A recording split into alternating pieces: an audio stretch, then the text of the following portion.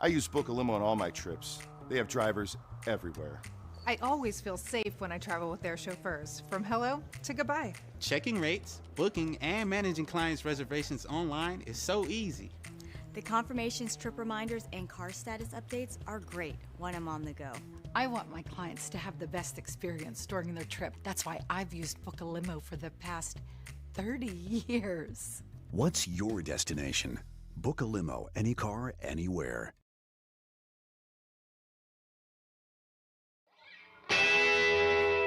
Gonna get up, pretty baby. Gonna get out of this rocking chair. Hewitt creating space. Hewitt turning, scoring! Marshall Hewitt has won the Penguins Cup championship for the Seneca Valley Raiders with 12:29 to play in triple overtime, and don't ever play Lady of Spain again.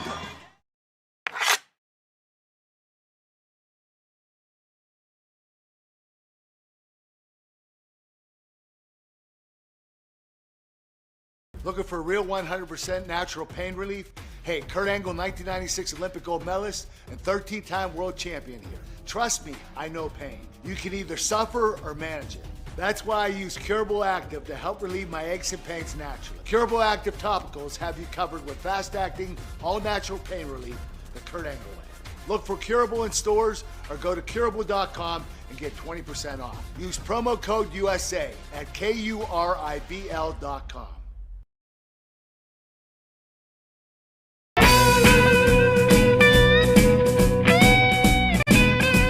Get in on the secret.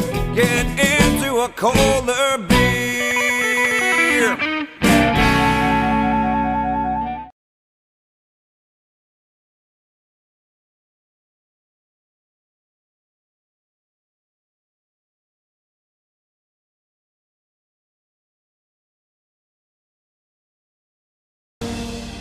From horses to hunting, Carhartt to Carolina, 2 wheels or 4, from Timberland Pro to playing in the snow. What do all these people have in common? They shop at Locust Grove Country Shop in Apollo. Call 724-478-1846 or online at locustgrovepa.com. Discover the heart of Pittsburgh at Mount Washington Shop and Save. At Mount Washington Shop and Save, we're more than just a grocery store. We're your neighborhood destination. From the freshest local produce to gourmet delights, we've got it all under one roof. Experience convenience, quality, and savings, all in the heart of Mount Washington. Mount Washington Shop and Save, where Pittsburgh shops with a view. Shop smart, shop local, shop Mount Washington.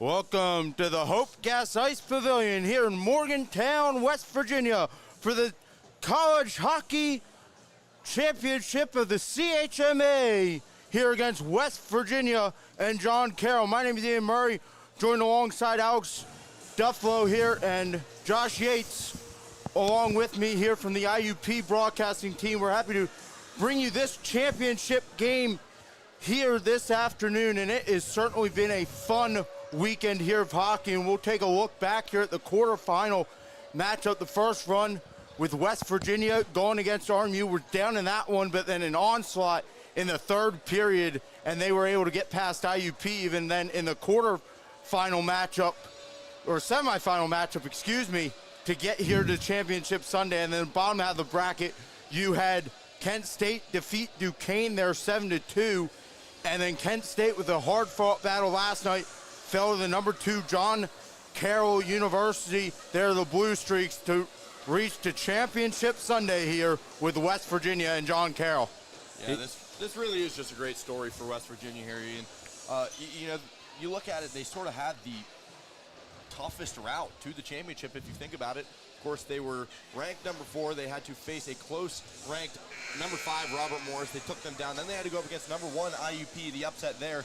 Now they're the underdogs here in this championship game as well against the number 2 John Carroll Blue Streaks. So it's been an uphill climb for the Mountaineers, but they have really held strong all throughout the tournament. And of course, it's without, you could not say that they got this far without the help of the home crowd here at Hope Gas Ice Pavilion. They've been through and through the best fans, arguably in the conference, you know, throughout the tournament, and they've really gotten their guys all the way to this point. And they're getting loud here again, and have showed out here on Sunday afternoon is getting set for the lineups. But even on the John Carroll side of things, coming into this one, they had a hard-fought battle last night. They're coming in a little bit shaken up here this afternoon as we saw Tuffy, one of their best players, actually walk into the rink today wearing a sling. He will be dressing and will be starting today, but that's certainly something to watch here as this goes forward and see how well will he be able to do in this contest this afternoon. Yeah, for sure. Definitely one of the names you want to highlight on that John Carroll roster. He's just been lights out all year long for the Blue Streaks. But again, like you mentioned, they've been dinged up, and it's an uphill climb for them just as much it is for West Virginia. So really, these two teams are going to go toe-to-toe, head-to-head here for a great championship game. Yeah, and I mean, you can even say, too, that it's certainly a plus for West Virginia being able to host this year and be able to sleep in their own beds and everything, as this building is starting to rock with these starting lineups being introduced, and West Virginia is being introduced right now.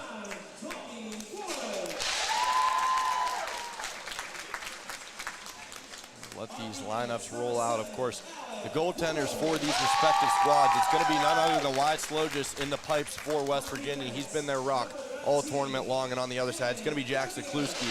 He went last night against Kent State. He's going to go tonight as well here in the championship game.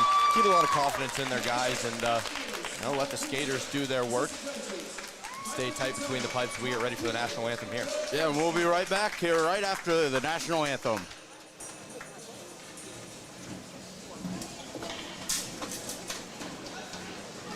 And now, for your number 2 seed, the John Carroll Blue Streaks.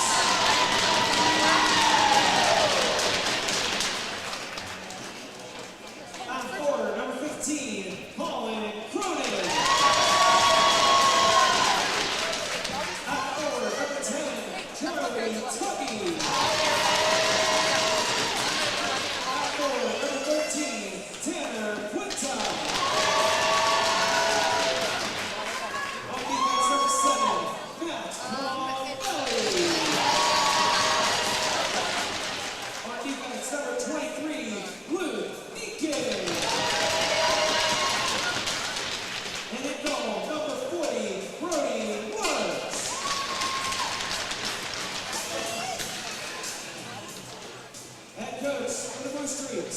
Scott Chantry, assistant coaches Dean Fredericks, and Andrew Wasinowski. Let's go, USA!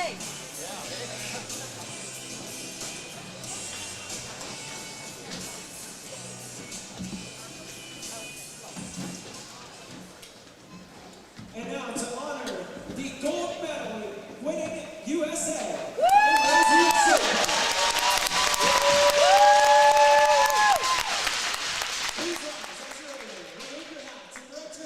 To the flags beside the scoreboard for the playing of our national anthem.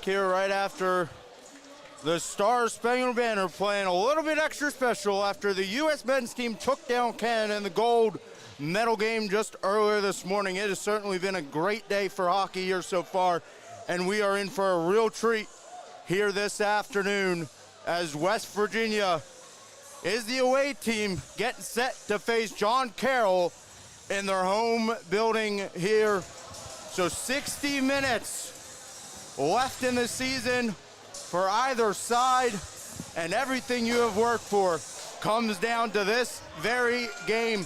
You have to give it your all and everything like that this afternoon. And West Virginia is all in high spirits, same on the John Carroll side of things. And we are about set to get underway here as Cronin versus Bruno in the face-off circle. The puck is down. The championship game is underway. Here, Poole gets it now over to Woods. Woods sends it across there, Davio. Davio's just going to flip this one on in as he takes a hit up against the boards here. Fight for it there in the corner. Come away with it is the Blue Streaks of John Carroll there. Davio lays a hit down the other way. And here comes Tuggy down the other end here, and then he's going to get hit in the boards. Whereas now back over the point there. That one was deflected there into the corner, and it's back around the net now for West Virginia. Poole will fling it out here into the neutral zone here.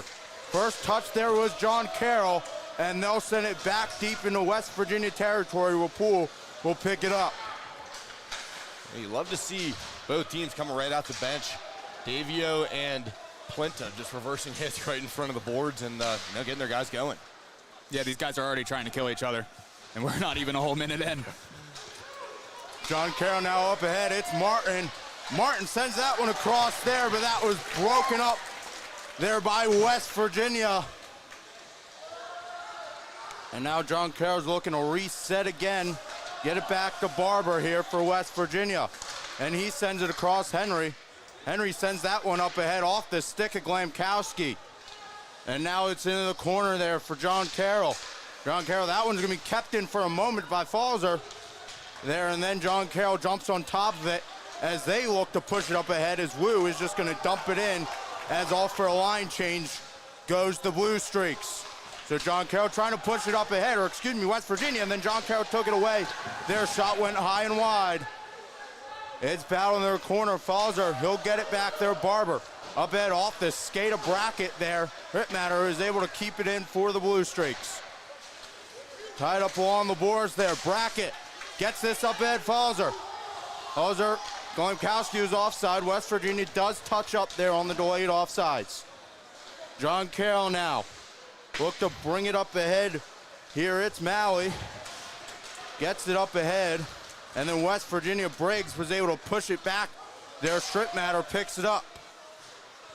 Strittmatter now turn, banks it off the board. Lemrak deflects it there, but right on top of it was West Virginia. Schmidt has it over there, the captain of the West Virginia team. He took a hit in the boards. Over across now Briggs. Briggs, brain on in. Briggs wrap around here. Gets it across there, try to get McLaughlin. A little bit too far out in front there for McLaughlin, but West Virginia still trying to get a hold of this puck here. It goes out there for a second. McLaughlin shoots it right in on Zaleski. Just a great play by Briggs, sort of start the play by himself. He just turned on the Jets there at the blue line, started it and took it all the way around the net and sort of got his play going for his guys. Now tied up behind the net there, Davio is in there for West Virginia along with Bruno.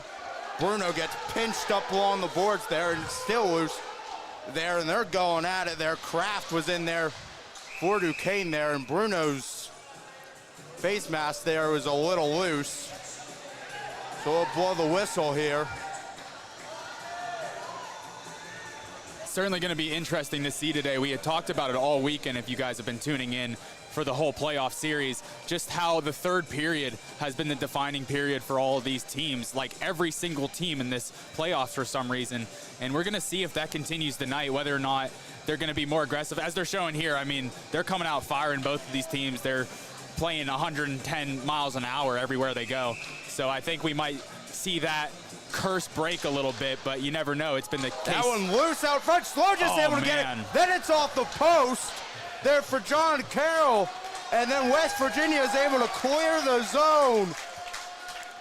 I mean, wow, what a great initial stop from Slogis, and then that rebound, big juicy rebound right in front. He was able to knock it down. We've seen Slogis do that this entire playoffs here, as West Virginia is going to send it all the way down there, and Shea is going to win the foot race to the puck, and then it's sent back around.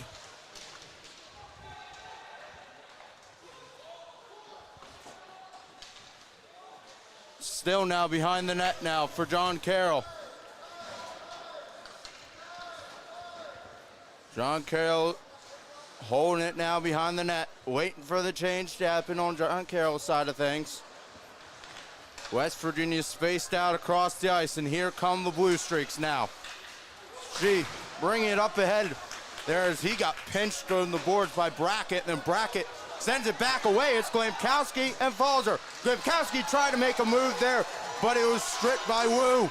And here comes Wu back the other way now. Wu's shot there, that one went high. Delayed penalty on WVU coming up.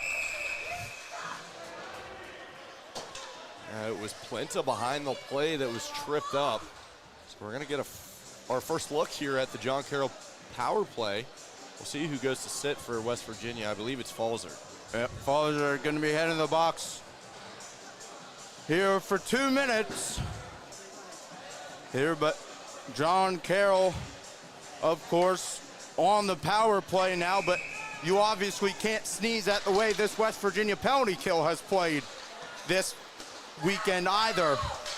So it's going to be certainly a fun matchup to watch here throughout this game. As that one's tipped out there from Woods. There, Tuggy had to retreat back and gather it there, then he got hit. And then John Carroll is trying to bring it back in. Deacon across there, now it's Tuggy. Tuggy is going to get this one down low there for Cronin. Cronin has it back now, and it's out loose. Davio was able to shovel it back up to Deacon at the blue line. Now Cronin, his shot saved there initially from Slogis, and then West Virginia clears the zone. Saying is your goaltender has to be your best penalty killer. Slogis showing it off now. Of course, the West Virginia penalty kill just south of 80% on the PK in the regular season. It's just sort of big dog status there on that number. 55 seconds and counting on the power play as John Carroll looks to bring it up ahead. It's Malley. Malley sends that one around the boards. Hartz is over there, and then it's caught up within the boards, and then West Virginia gets it out to Shea. And Shea, he brings it across, tries to make a move, still has it on his stick. Shot there, saved by Zuliski. And it's up at Deacon, Luke Deacon. Sends that one across. John Carroll back in, 24 seconds and counting. Martin, that one missed Martin there, and that clears the zone and all the way down the length of the ice. The Blue Streaks have about time for one more push here. Hold it right at the blue line there. Martin, he'll send it in around the boards. Barber gonna be the first one to it for West Virginia and send along the boards. And that will do it for the power play here as West Virginia has killed off the penalty here by Falzer, and this one is up ahead. Now Falzer right out of the box with it, tries to center it. There couldn't, Del Quadre now. Back of the point for Poole there, and that one jumped over Poole's stick, and that one backs to Poole retreat as John Carroll is changing. Del Quadre now has it, his shot, saved there by Zoliski. And she sends it on in there. That one just to the side of the net there, and now it's going to be pinned up in the corner. John Carroll comes away with it. Poole then pins him up against the boards, and it's sent around now. Back over the point there, Kraft sent it back around. And then West Virginia gets it back there, but then right back in does Wu put it for the Blue Streaks. Davio has it. He tries to get it up ahead. That one's intercepted. Davio has it back and now gets it over to Sokol. Sokol, he makes the move, lost the puck. Sokol then sends it around the boards here. And Schmidt right in off the bench trying to get it, and it's going to be back. McLaughlin is going to gather it up. McLaughlin. He'll just bank this one off the boards to himself and then send it on in. Whiskey behind his net plays it. There's Strip Matter. Gets it back on the point there, but Schmidt was right there for West Virginia. His shot deflected there and went wide. Their dangerous chance by West Virginia on that one. Here. Sokol now with it. He gets pinned up along the boards, gets it to Karen. Karen coming off 2 goals yesterday in the semifinal matchup over the Crimson Hawks.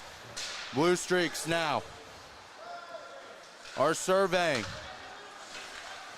That's it across Ujindi.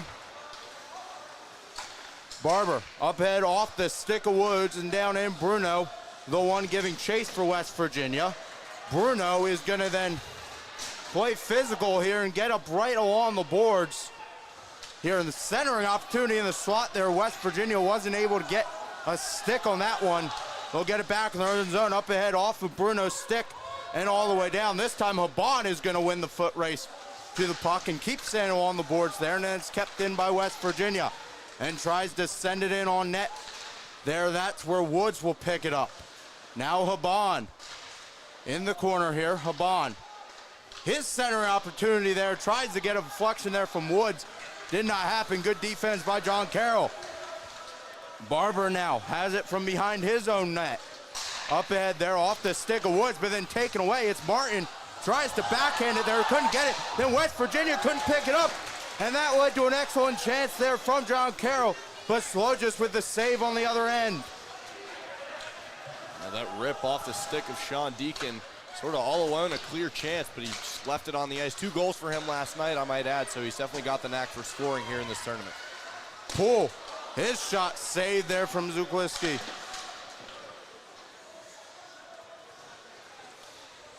John Carroll now in the corner. They're fighting it off with West Virginia. It's sent back or on the boards. They're picked up by Shee. And he banks it off the boards, and here come the Blue Streaks. It's Miller coming up, or Maui, excuse me, coming up the boards there. And then West Virginia is going to get it as far as the blue line there. She is able to keep it in, but then he turns the puck over to Davio, and then Davio sends it all the way down the length of the ice off the glass. There's no icing here, so John Carroll will look to push up the 200 feet here. And here comes Wu. Wu, he sends it across there, and then no one was home there as it looked like a trip there happened in the slot. No call. Here's Brackett, lost the puck, then he gets it, Fowler. He sends it up ice there, but right back for Schmidt. And he gets it up ahead there. That one was deflected on in there. Brackett is going to get, he's going to get his tied up there along the boards. There just couldn't beat him to the edge. Shea now, he sends this one up. And now John Carroll in on one on Slogis, and Slogis makes the save. Oh my gosh, Slogis all over the place here this first period for West Virginia. Keeps the game tied up at 0 apiece. I mean, wow. Charlie Tuggy has just been a name throughout the season, throughout all of the ACHAs, tied for 3rd in points across the league. He's just definitely not the guy you want in that breakaway opportunity, but Slow just had the answer for him. Kept in by the moment for Henry, but then here comes John Carroll. It's a 2-on-1 opportunity for John Carroll. That is broken up for Barber. Up and out of Brackett, across there, just a little too far in front for Glamkowski. He tipped it in as they're just going to go up for a line change here. Textbook defensive play from Barber there. Drop the stick down, take that passing lane away. McLaughlin laying a hit down on the other end. And now it's behind the net here. Poole will send it along the boards here, and this one's going to go all the way down the length of the ice here, and this one will be icing against the Mountaineers. I mean, I think that's the first frozen puck in the last 10 minutes, it feels like. These guys have just been going back and forth, and I think what WVU's doing really good and where they're catching John Carroll off guard is just being very high pressure on the puck and not letting whoever has the puck on their stick have too much time to think. They have to react, and they don't have time to set up and think of anything, and that's where they're finding success. And John Carroll is just doing the, taking the more conservative approach and trying to pick their choices. That one's out there, and crowd wanted a holding penalty there against Deacon along the boards. They're not going to get it. Here's it sent across there. Centering opportunity there. John Carroll couldn't put it in there. Martin and Deacon were both involved in it. And here comes Sokol down the other way. Sokol makes the move in on net. He wraps it around out in front there. Karen couldn't quite get his stick there as he was surrounded by 3 blue streaks. As John Carroll brings it back in. That one was tipped there. And then LaGreca, he's going to take a hit in the boards as Karen will dump it in before he goes off on it. His shift change here. And then we have a collision right at center ice. Here Bruno hits the deck. No call up coming either on that one. Not much to the liking of the Mountaineer faithful. Yeah, it just happened to be one of those situations where one guy was coming off the ice, another was coming on, you just cross paths. Back of the point for Schmidt. He's just going to dump it there cross corner. Here, and then John Carroll is going to get it out and send it all the way down there. And this has certainly been a physical game, which much to, I think, the credit of the Mountaineers here as they came out firing here. And John Carroll is not like to play very physical. They're more a skilled-based team and tries to beat with his speed as Haban rips the shot there, and it's saved there by Zaleski. Leo Haban, such a large in stature skater, and you saw him just sort of cut right across the middle of the zone there and really used the flex in his stick to get a lot of momentum behind that shot and sort of flows Zakluski there, but of course he was able to glove it down. Yeah, Haban listed at 6'4", 205 there for the Mountaineers. Yeah, he's the Mountaineers' own Tage Thompson, if you will. Shout out USA, of course. Offsides there is the call against West Virginia. So with 5:51 remaining in the first, there's going to be a neutral ice face-off here right outside the John Carroll zone. Be on the far end of the ice. John Carroll is able to win it back there, and they'll bring it up ahead there. And then Cronin is going to lose control here as he got hit in the boards there, but Tuggy is able to get it right back for the Blue Streaks here. Dougie has this one on his stick, gets it back up for She. She gets it back down to Tuggy. And again, body swarming Tuggy in the center. He couldn't even get a shot off there, and then Shea is able to keep the puck in the zone there for the Blue Streaks. Here's center opportunity there. Tuggy fanned on the shot there, and here come the West Virginia Mountaineers the other way. Here it's across there, Shea. He played the body and left the puck there for Hartz. Then Hartz is now battling for it right in there with Cronin. As gets it now behind the net for John Carroll. As they look to break out there, and they're going to make a line change here. So Poole sends it off the stick of Brackett and now into the half wall in the corner. And battling now up along the boards here, and then the Blue Streaks, it's Deacon, gets it out there, and then it gets caught up in the stick. What a pass there to Martin. Martin shot. Oh my goodness! Oh my goodness! Martin buries it in the back of the net to give the Blue Streaks the 1-0 lead here, the CHMA championship game with 4:38 to go in the first period. And I mean, folks at home, check out this replay. You want to talk about an absolute dead-eye snipe. Wow. Great work by Deacon over on the side here. Beautiful pass to him, wide open.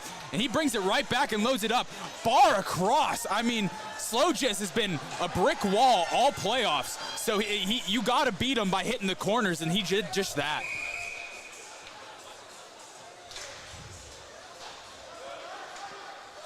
Now it's back there, strip matter there. That one was deflected there, but it's going to be picked up there by her. This one's up ahead, but West Virginia is going to take this one away. Up ahead, off the boards there, try to get it to Brackett there, and then it's sitting along the ice along the boards here. Brackett and Falls are both in there for West Virginia there. That shot there, saved there by Zaleski there, and then we have some extracurriculars happening right after the play.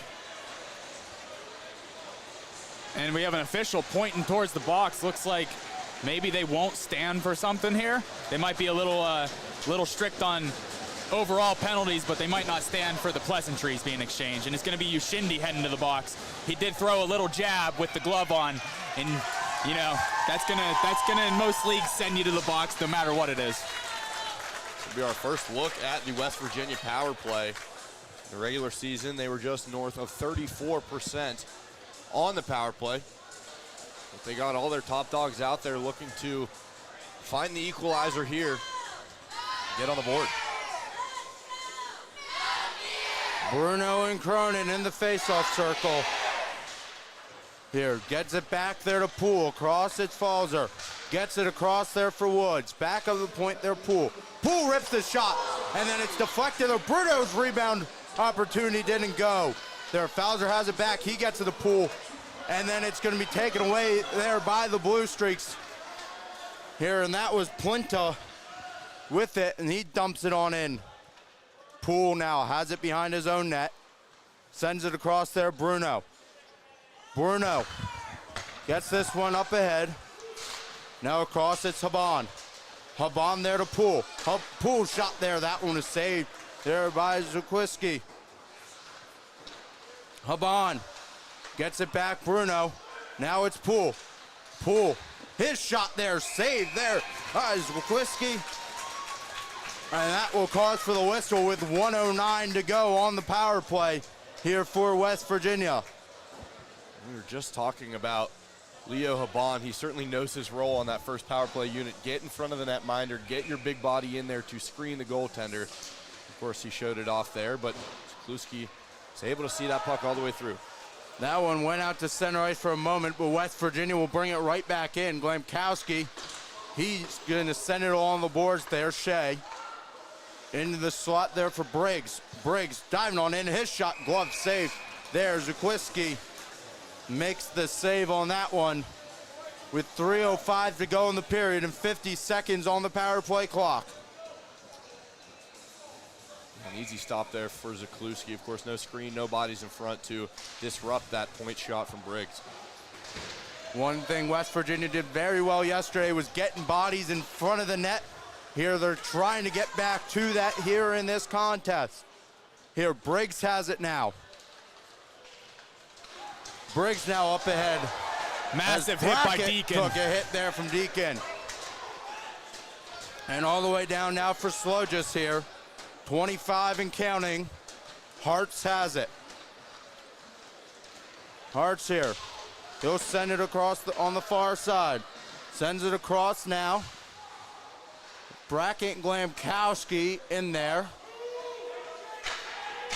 There, and this is going to do it for the power play. 5 to go here, and Shea is going to get off the ice here as it gets back up to Briggs at the point now, and it's sent back down. We're back to even strength. It's still tied up there. Hart's still fighting for it there. He comes away with it on his stick here. Hart's is going to send it out in front. There, another opportunity there went high there from Brackett. There, Hartz has it now back on his stick. Hartz is going to get pinned up along the boards, but Brackett picks it up. Brackett in there now. He's pinned up. Glemkowski and Hartz all in there. Hartz gets it back for Barber there at the point. Barber sends it across. No one was there. So there's an area pass there, but no one doing as John Carroll brings it in offsides. There is the call from the linesman there with 1:37 left to go in the first period. Lagrika not too pleased on his way back to the bench. He really thought he drug his skate through. He stayed on side, so he voiced his opinion for sure. Bruno wins it back there to Poole across Davio. Davio is going to send this one all the way down the length of the ice. That will be icing now against the Mountaineers with 1:29 to go in the period. Well, like you said, just $1:30 still to go here in this period. Both teams still kind of feeling each other out. Of course, John Carroll on the scoreboard, but a lot of offensive pressure for West Virginia. Can expect some high-scoring periods to come. John Carroll off the face-off, has it up to the point there, but it goes out of the zone there, and Woods tried to jump on it, but John Carroll's going to have it right on back as Puenta is able to bring it on in there. That's off of Slojas' stick up ahead. Good pass from Slojas. Davio has it now over to Poole. Poole up ahead, Haban. Haban is going to bring it into the slot, then try to get it down there to Bruno. It does eventually there, but Strip Matter is all over it. There, look at Bruno there being physical, almost taking that one away. There, no call as Bruno looked like he was looking for one, as Poole has it up for Haban. Haban, that one was behind Bruno there, but Bruno thought Bruno almost won the foot race there against Strip Matter, but the referees are going to go in the favor of John Carroll on that one with 45.4 left to go. You know, Ian, I'm also a baseball guy, and they always say a tie goes to the runner. When you're going up against a guy like Nick Bruno and how quick-footed and fast he is, I think a tie, you got to go with the other guy just strictly off how fast Bruno is. Davio is going to send this one out of the zone, and this one is going to go all the way down the length of the ice, and it's going to slow down, no icing. Good clear by Davio, allowing West Virginia to get the change off here as Wu brings it up ahead here. Wu, he lost control of the puck there. Good defense there from Schmidt. As this one's up ahead there. Falzer battling for it there along with Maui. And then Schmidt is going to send this cross corner. Now, John Carroll is the first to pick it up here. West Virginia in on the forecheck. That one's going to be out there. Quinn, he sends this one in right past Rukwiski there, and that will do it for period number one. After one period of play, John Carroll is leading the Mountaineers 1-0. Well, Ian, it certainly feels like these Mountaineer fans are on the edge of their seat, waiting to sort of erupt for that first WVU goal, of course. So they're going to head into the locker room and draw some things up and get back out on the ice, and that's some goals for sure. Yeah, and I think where both teams are having success is John Carroll's finding that they can use the short, crisp passes and open up a longer passing lane, whereas WVU is connecting on these long passes from their own end all the way through the middle of the ice pretty frequently and having a lot of success doing that, and they're able to enter the zone on just one pass, whereas John Carroll has to get it around and get WVU moving around so they can get that passing lane to open up. If John Carroll can bypass that and do the same thing WVU's doing and get some guys down ice and connect tape to tape, I think you might see them succeed. But WVU, if they can secure the zone, they're doing a great job of getting in the zone, but at the same time, they're losing it. They might get one shot off, and now that puck's already out of the zone. If they can get that long pass through the middle of the ice, connect, and really set up and bombard with a good 5 or 6 shots in one go, they might tie this game up immediately. Yeah, and you are tuned into the CHMA Championship here on TenbandTV. We'll be right back with you for the start of the second.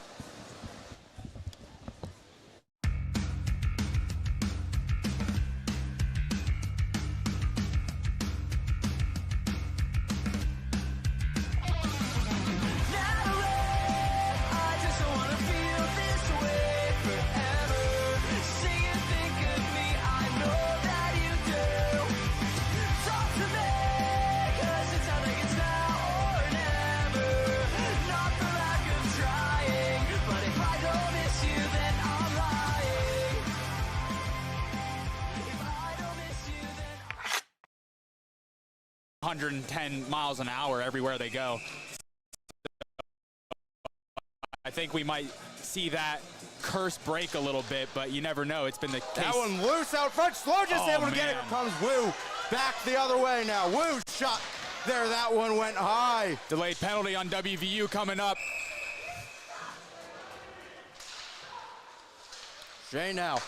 He sends this one up. And now John Carroll in on one on Slojas, and Slojas makes the save. Opportunity, but Slojas had the answer for him. Kept in by the moment for Henry, but then here comes John Carroll. It's a 2-on-1 opportunity for John Carroll. That is broken. There, Martin and Deacon were both involved in it, and here comes Sokol down the other way. Sokol makes the move in on net. He wraps it around out in front there, carrying corner. And battling now up along the boards here, and then The blue streak sits Deacon, gets it out there, and then it gets caught up in the stick. What a pass there to Martin. Martin shot. Oh, my goodness. Oh, my goodness. Gets it back there to Poole. Cross it, Falzer. Gets it across there for Woods. Back of the point there, Poole. Poole rips the shot, and then it's deflected. Bruno's rebound.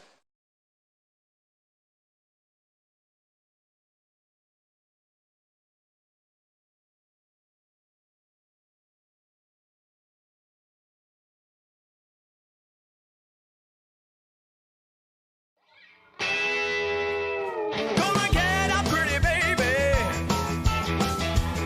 Gonna get out of this rocking chair. Hewitt creating space. Hewitt turning. Scoring! Marshall Hewitt has won the Penguins Cup championship for the Seneca Valley Raiders with 12:29 to play in triple overtime. And don't ever play Lady of Spain again.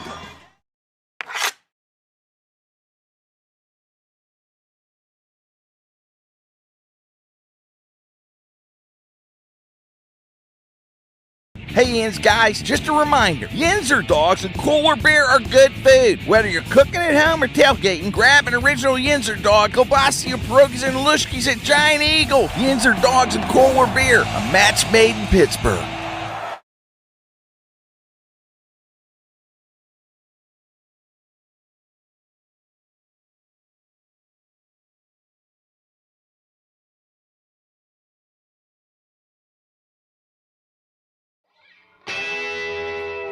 Gonna get up, pretty baby. Gonna get out of this rocking chair.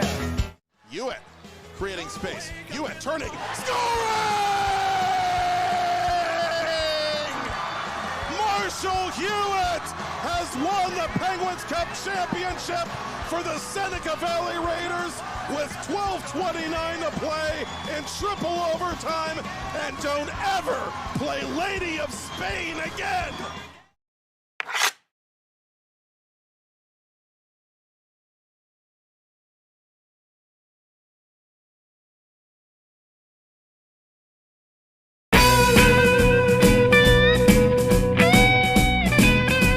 Get in on the secret.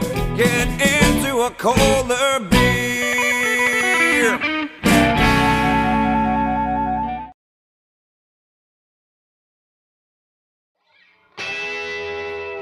Gonna get up, pretty baby. Gonna get out of this rocking chair. Hewitt creating space. Hewitt turning. Scoring! Marshall Hewitt has won the Penguins Cup championship for the Seneca Valley Raiders with 12:29 to play in triple overtime. And don't ever play Lady of Spain again.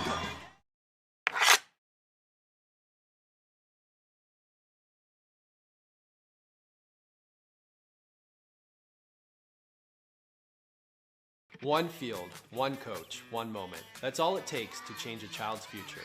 That's something that I want to be a part of. How about you? I'm Matt Major, Area Director of Ambassadors Football Pittsburgh. Get involved today. Visit us online and join the team.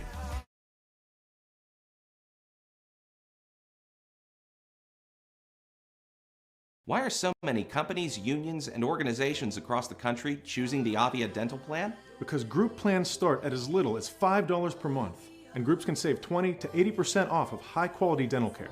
Everyone qualifies, and there's no waiting or limits on visits to the dentist. Call now and save $20, plus get 3 months free. Call now and you may be able to save $20 and get 3 months free. 1-888-431-CARE or visit aviadental.com.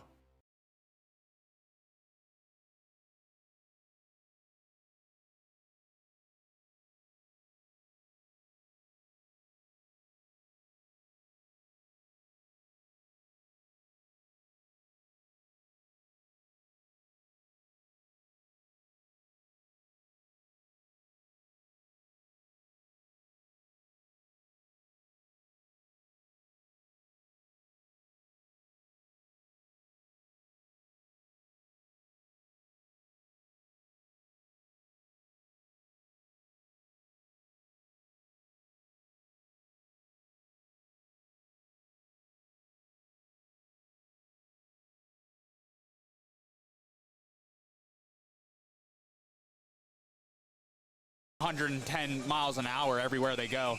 So I think we might see that curse break a little bit, but you never know. It's been the case. That one loose out front. Slow just able to get it. Here comes Wu back the other way now. Wu shot there. That one went high. Delayed penalty on WVU coming up. Shay now. He sends this one up. And now John Carroll in on one on Slogis, and Slogis makes the save. Opportunity, but Slogis had the answer for him. Kept in by the moment for Henry, but then here comes John Carroll. It's a 2-on-1 opportunity for John Carroll. That is broken. There, Martin and Deacon were both involved in it. And here comes Sokol down the other way. Sokol makes the move in on net. He wraps it around out in front there, Karen. Corner.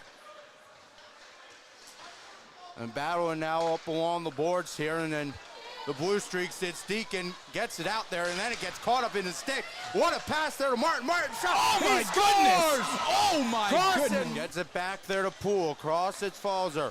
Gets it across there for Woods. Back of the point there, Poole. Poole rips the shot, and then it's deflected. Bruno's rebound.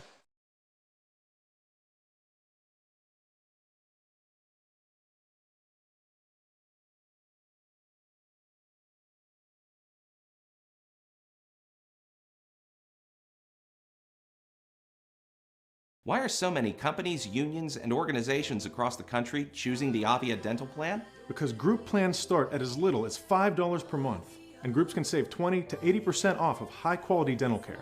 Everyone qualifies, and there's no waiting or limits on visits to the dentist. Call now and save $20. Plus, get 3 months free. Call now and you may be able to save $20 and get 3 months free. 1-888-431-CARE or visit aviadental.com.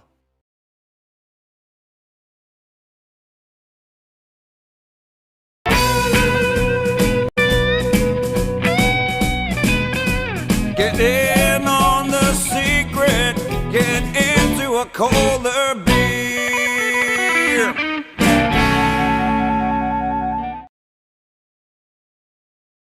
Hey Yins guys, just a reminder, Yinzer dogs and Kohler beer are good food. Whether you're cooking at home or tailgating, grab an original Yinzer dog, kielbasa, pierogies, and lushkis at Giant Eagle. Yinzer dogs and Kohler beer, a match made in Pittsburgh.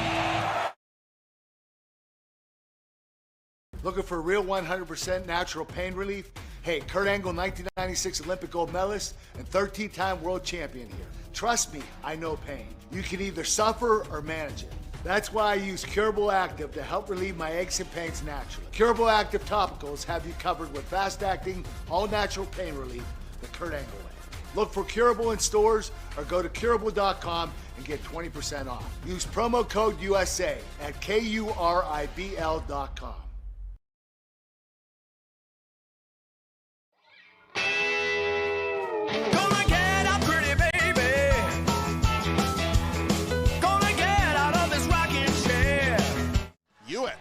Creating space. Hewitt turning. Scoring! Marshall Hewitt has won the Penguins Cup championship for the Seneca Valley Raiders with 12:29 to play in triple overtime. And don't ever play Lady of Spain again.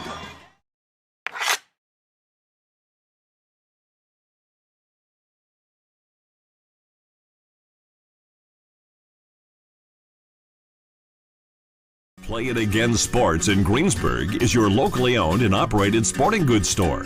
We set ourselves apart by offering a wide variety of both new and used equipment at competitive prices. Located in the Greengate East Plaza, below Walmart. Play It Again Sports' knowledgeable staff will help you and your family prepare for every athletic season. Whether you're looking to buy, sell, or trade, we are here as your one-stop shop. At Play It Again Sports in Greensburg, everybody plays.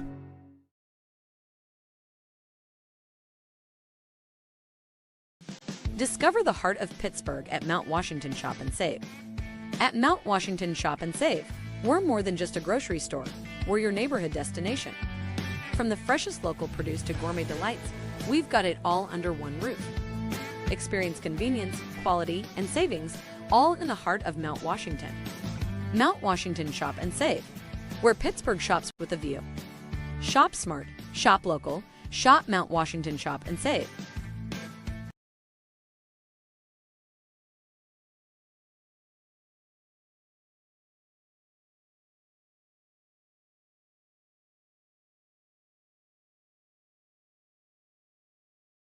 One field, one coach, one moment. That's all it takes to change a child's future. That's something that I want to be a part of. How about you? I'm Matt Major, Area Director of Ambassadors Football Pittsburgh. Get involved today. Visit us online and join the team.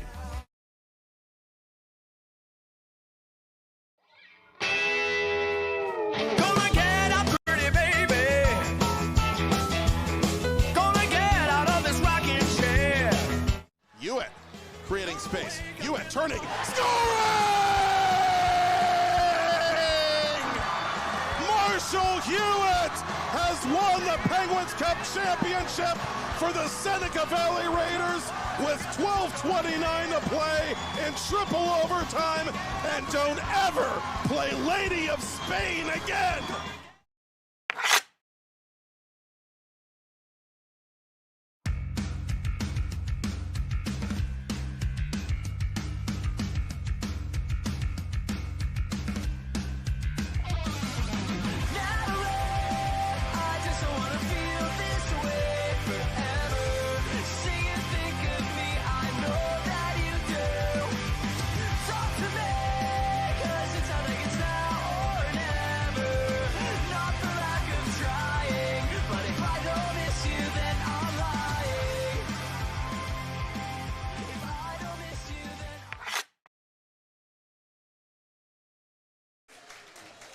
And welcome back here to the Hope Gas Ice Pavilion in Morgantown for the Mid-America Championship game between West Virginia University and John Carroll Blue Streaks. Here, John Carroll is currently leading West Virginia 1-0 after the first period. Yeah, I mean, it was just an electric shot from Camden Martin. We have to add, he left the game early last night against Kent State with an injury, but he's back on the ice ready to go clearly after that absolute rip there in the low slot. Gave his boys the lead there about halfway through the first period. Of course, they're looking to add on here. They'll switch sides, Slojas on your right and Zakluski on your left. We get ready for puck drop now. And that goal, that being the first people to go ahead for John Carroll was essential, especially with quite the home turnout for WVU here tonight. They're battling not just the players on the bench, but this whole fan base. Yeah, and that was actually a good point, Saul. Between the periods, former head coach of the WVU baseball team, Randy Mazey, in the building, gave a speech to the team beforehand and basically said it's 20 versus 1.8 billion people. Yeah, it's exactly that, really. As the West Virginia has the entire state behind them here this afternoon. So John Carroll, even being up 1-0, still has to play it out here as West Virginia isn't going to lie down here. And here comes Cronin, bring it up ahead there, and Barber is going to knock him off the puck. Now, and Henry will pick it up. He gets it up ahead for Hartz there. Hartz is going to get knocked down there, and it's loose there. Deacon picks it up and is back there for Henry. Henry, he'll bang this one off the wall there. Del Quadri, he'll send it on deep here. That is where Cavelli will pick it up here, and the Blue Streaks will look to push it up ahead here as they get it up ahead of LaGreca. LaGreca, he sends it across there for Martin, and then Martin takes a hit. They're right in the slot there, and then Shea got hit in the boards there as West Virginia sends it all the way down the length of the ice, and that will be icing upcoming against the Mountaineers, so they'll bring it back down to the John Carroll offensive end. It was a great play there by Henry on the defensive end. He had that premature stick lift on Martin, which of course disrupted that chance on the backdoor tap in. Keep him out of it. West Virginia had immediate control off the faceoff here and is able to get it up ahead for Shea. Here in Shea, the shot there, that one was deflected wide as Shea was down on his belly on the ice there to disrupt that shot. There's Shea looks to be a little bit shaken up here as he heads off to the bench there, and he just left his stick right there on the ice. Yeah, he's hurting pretty bad. That's going to be a bad loss for WVU, too. He's a quintessential player for him. Going out there, Falzer sends that one into the zone here. West Virginia delayed offside. They touched up. Yashindi now up ahead. He'll send it on in there. Poole overskated it there for a second, and then Briggs gets it as far as the blue line there. But then Brackett pokes it out there, and then West Virginia was offsides there as they brought it in across the John Carroll blue line. John Carroll was right on Glamkowski's hip there as he was entering the zone, and I was almost wondering if Glamkowski would have got away with that offside because it might have obstructed the view of the referee, but overall good call. He was just offsides, and we'll have a neutral zone faceoff. We'll keep an eye on Dylan Shea over there for you. Like we mentioned, he took that spill into the end wall on that breakaway attempt. Slow to get up. He's over there on the bench getting some attention. We'll let you know if he hops back on the ice. Let's go Mountaineers. Chance getting going again here in the building as that one is sent down around the boards there, and then right out in the slot there. Area pass. No one was home for the Blue Streaks there, and it's out ahead there. Glamkowski, but then it's bounced back. Falzer's in here. His shot there is blocked there by Luke Deacon there, and then Lukwiski is just going to cover that one up for the whistle.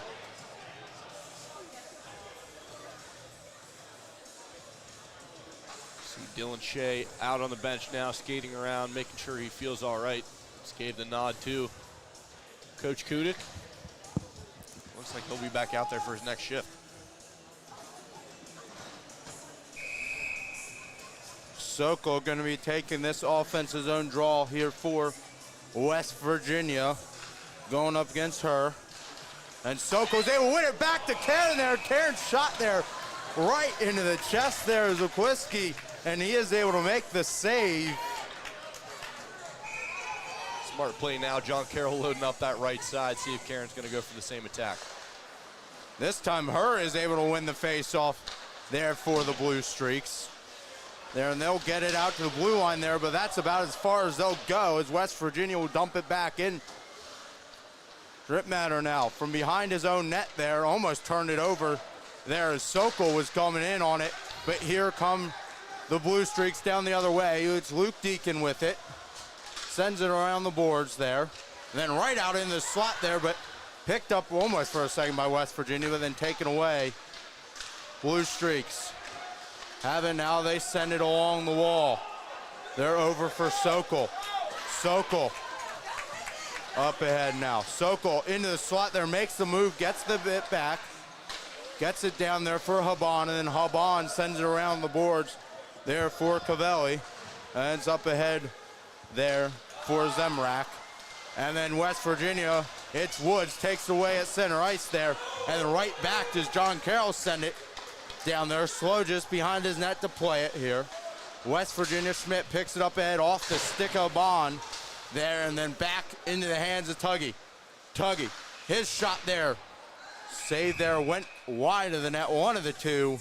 There's the net apparently got knocked loose, I believe, by Slogis as he was trying to hug the post there. Of course, Tuggy, such a quick release on that wrist shot, and most netminders aren't expecting that short angle shot from the goal line. Tuggy figured, why not give it a try?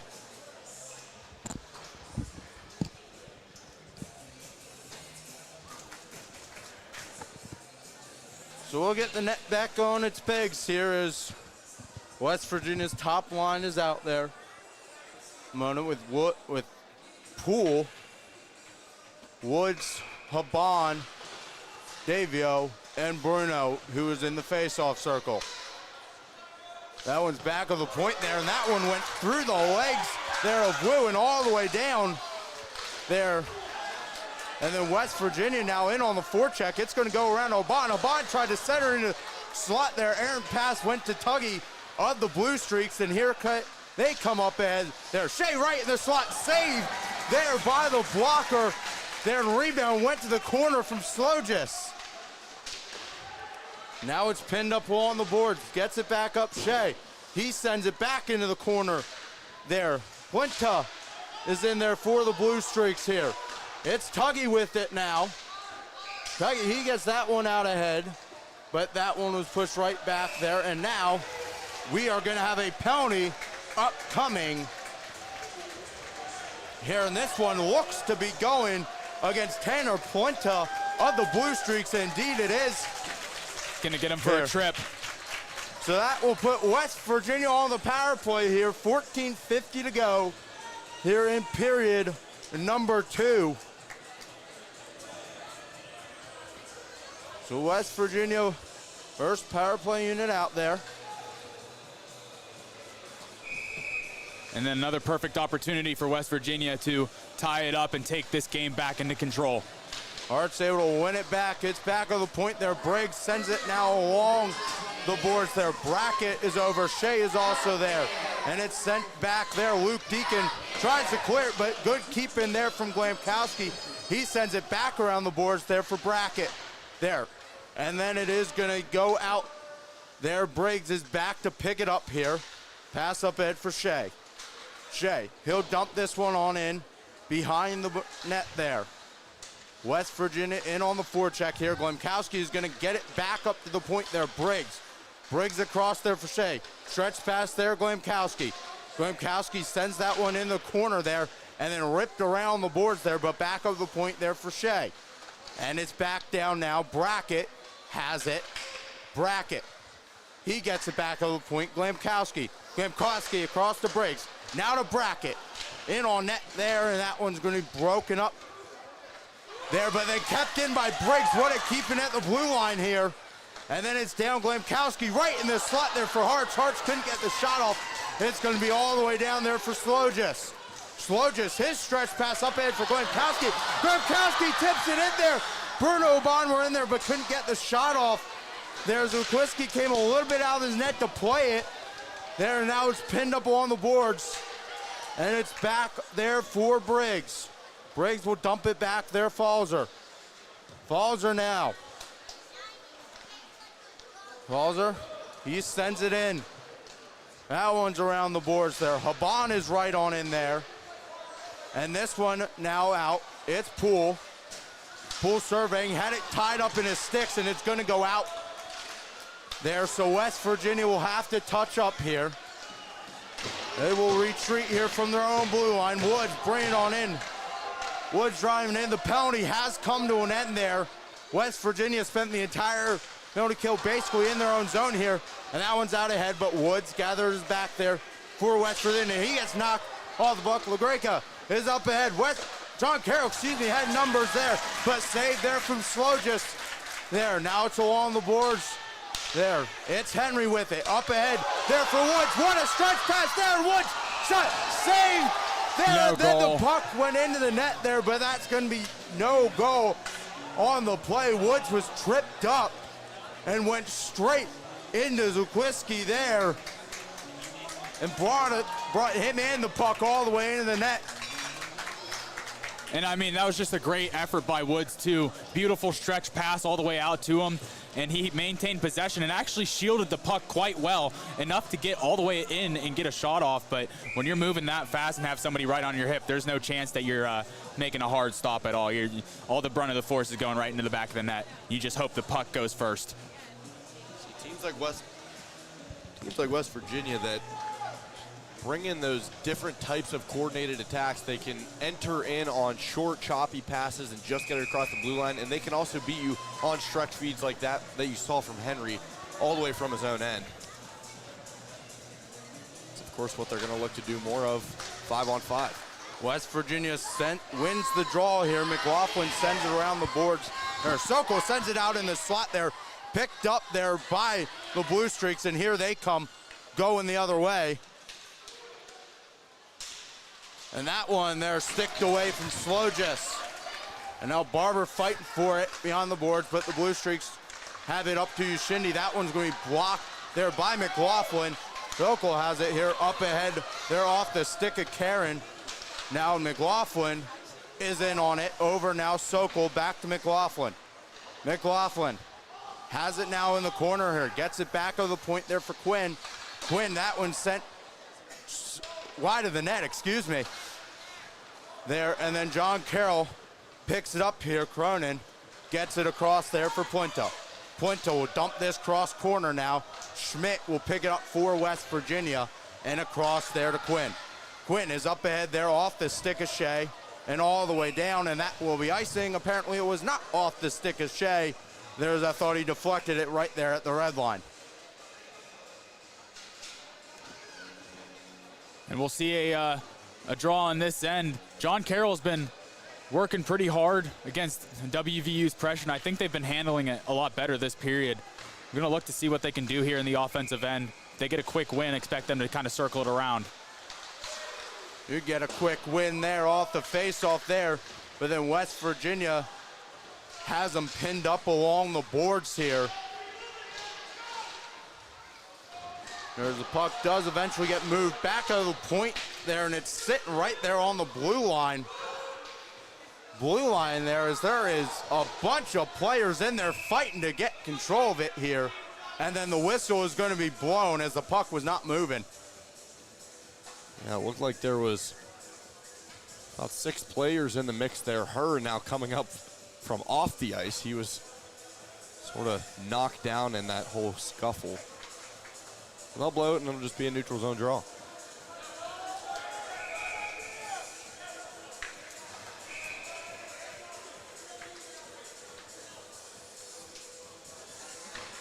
Herr will take the face-off here for John Carroll, but it's Fauser who is able to win it back here. And it's up ahead Fauser here. Fauser, he'll bring it in right in on Zukwiski. Rebound opportunity out in front. Zukwiski is able to dive on top of that one there before any danger happened. And man, I bet you his heart dropped when that puck slid out a little bit from under his glove. He almost gave WVU the goal himself. West Virginia has been knocking on the door here in the last few minutes here. Face-off here will be the right of Zukwiski there. This John Carroll defense has certainly been bending but not breaking here so far. Halfway through this game, as we're about 30 minutes in. 30 minutes remain to decide who the CHMA champion will be. Of course, West Virginia's offense, like you mentioned, starting to ramp up. They're getting more high-danger opportunities in that sort of trapezoid of high-danger chances. It's exactly what they want to do on the offensive end. Martin up ahead there, Poole all over him, and then he's going to get taken down there by Poole. Delayed penalty upcoming against West Virginia. So that will be out Poole heading in the box there for West Virginia. So that is going to put John Carroll on the power play, 0 for 1 on the day so far.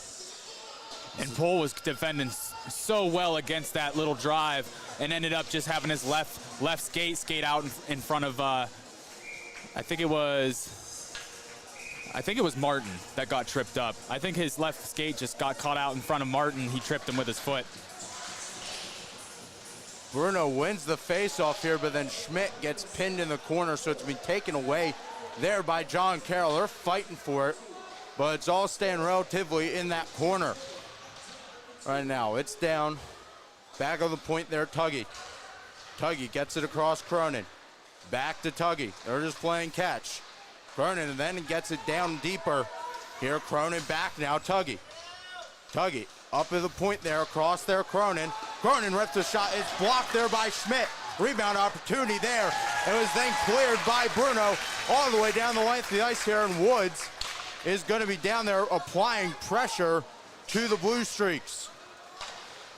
As they look to break it up ahead there, Cronin. That was a little too far back out in front there, so Schmidt sent it back.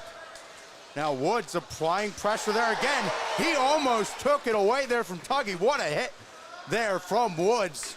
There, Cronin now has this one on in. Back of the point there, Tuggy sends it across there, Deacon sends it there for Cronin. Back up, Tuggy. Tuggy gets it back, he'll leave it there, Deacon. Now back Cronin. He gets it down, Lurka there, it's out in front there, and no shot was attempted there as it was gathered up there by the Mountaineers. Another opportunity out front, good diving block there from Davio. Nevin Davio putting his body on the line here in the championship game. Out in the front, Tuggy, his shot there. That one was deflected into the netting and out of play. I think it was actually Zemrak, his teammate, that caught a brunt of that deflection. And obviously it's better in the moment, and it's tough to tell. Tuggy almost would have been better off without the screen there from Zemrak, just going one-on-one against Slogis.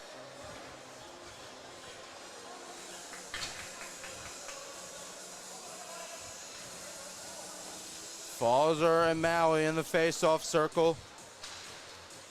Here it's tied up there, and then it's won by John Carroll. They'll have it back on the point with 15 seconds and counting on the power play here. That one's intercepted by Falzer, and here come the Mountaineers down the other way. Falzer bringing it up ahead. He'll send it right in on Zukwiski there, and he'll just glove it down there for the whistle. 4 seconds to go here, and that is going to force an offensive face-off now for West Virginia. So that is basically going to kill off the penalty here. So John Carroll's 0 for 2 on the day on the power play. Certainly the Blue Streaks feel West Virginia on their tail, and that was quite the opportunity there on the power play to notch one more and get a little bit of an insurance goal. Unable to win it there, but Deacon is just going to send this one all the way down the length of the ice there. Barber is going to be back to gather it. Now from behind his own net over to Henry. Henry stretch pass up ahead off the stick at Glamkowski and all the way down. And that one's now over into the corner here. Back of the point, it's Brackett. He couldn't quite get a stick on it. So here come the Blue Streaks down the other way. As then, that was Deacon who took a hit, then pinned up along the boards now behind the net there. And then it's going to come loose there. It's Brackett, and he is going to clear it. And Glamkowski gets on his horse to get out there and then pressure Luke Deacon in there. And Falzer comes in and takes away. Falzer with the shot saved there from Zukwiski. It was Covelli on that back check. They're still tied up even well after the whistle. Now they get untangled. He was able to get a piece on that wrist shot from Falzer, ultimately knocking Falzer off his mark and Zakluski getting a save. Hartz is able to win it right off the opportunity as Shea. He rips the shot, saved there by Zukwiski again.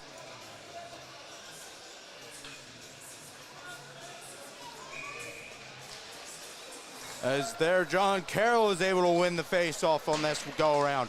And they send it, but then Poole is right there in the neutral zone to gather it up there. But here's Wu with the puck now for John Carroll here as they are on sides. Here gets it down. Quinn has it now. Down the net over across Shea. Shea will send it, but that is going to be deflected there and then intercepted there. And then Slogis is just going to stick it to the corner there. And then Wu keeps it in again. There's Hartz gets it, and then Shea gets knocked down there from Wu. And we are going to have a penalty upcoming here against Wu. Lucas Wu heading the box. I'm just going to say, Dylan Shea having a rough day. He's really taken a beating. Took that spill earlier in the second period, came back out after that injury. Then on that shift, just takes a high hit from Wu. But he's certainly leaving it all out here in the CHMA championship. Yeah, that hit would have been fine from Wu, but he went up above the shoulders and actually almost gave him a cross check right to the forehead. So that is going to put West Virginia on the power play here as they're 0-4 on the day, 0-for-2 in their opportunities. So West Virginia with 7:12 to go in the second period is looking to find the equalizer and get themselves going here in this contest here. As this cross there, Falzer, that one almost was deflected there. That would have been interesting if it was there, but it's out there to Woods now, so he will reset. Now Woods, he'll dump it off Falzer. Falzer here, he'll come across on the far side. He sends it along the boards now on the near side. Here, it's across there, Bruno gets it, Haban. Haban there, fakes the shot, in more in the slot there, and then the shot was deflected and went up into the netting there from Haban with 6:43 to go in the period and 1:30 remaining on the power play. Good work by Lagrika there, not falling for Haban's fake shot. He, of course, took it to the outside of that slot and fired it. Lagrika just stayed with him the whole way, got the deflection on that second attempt. Woods has it there in the corner, gets it back of the point there, Poole. That one was a little too far out in front of Woods, but Woods, they will use his speed to get back to it. Woods has it back on his stick. Across there, Poole rips a shot there. Saved there by Zukwiski. It was redirected, but good concentration there by Zukwiski to keep track of that puck. Covelli breaking a stick on that play. I think it might have caught a couple of players on its way in. I think Bruno looked skyward after that save as well because he caught a majority of it. But, of course, like you said, Covelli broke his stick, so he obviously got a piece of it as well. And Poole put some power on that because it still made its way to the net with velocity. Another opportunity. Haban on the other side couldn't poke it in. There, the rebound just too far out of his reach.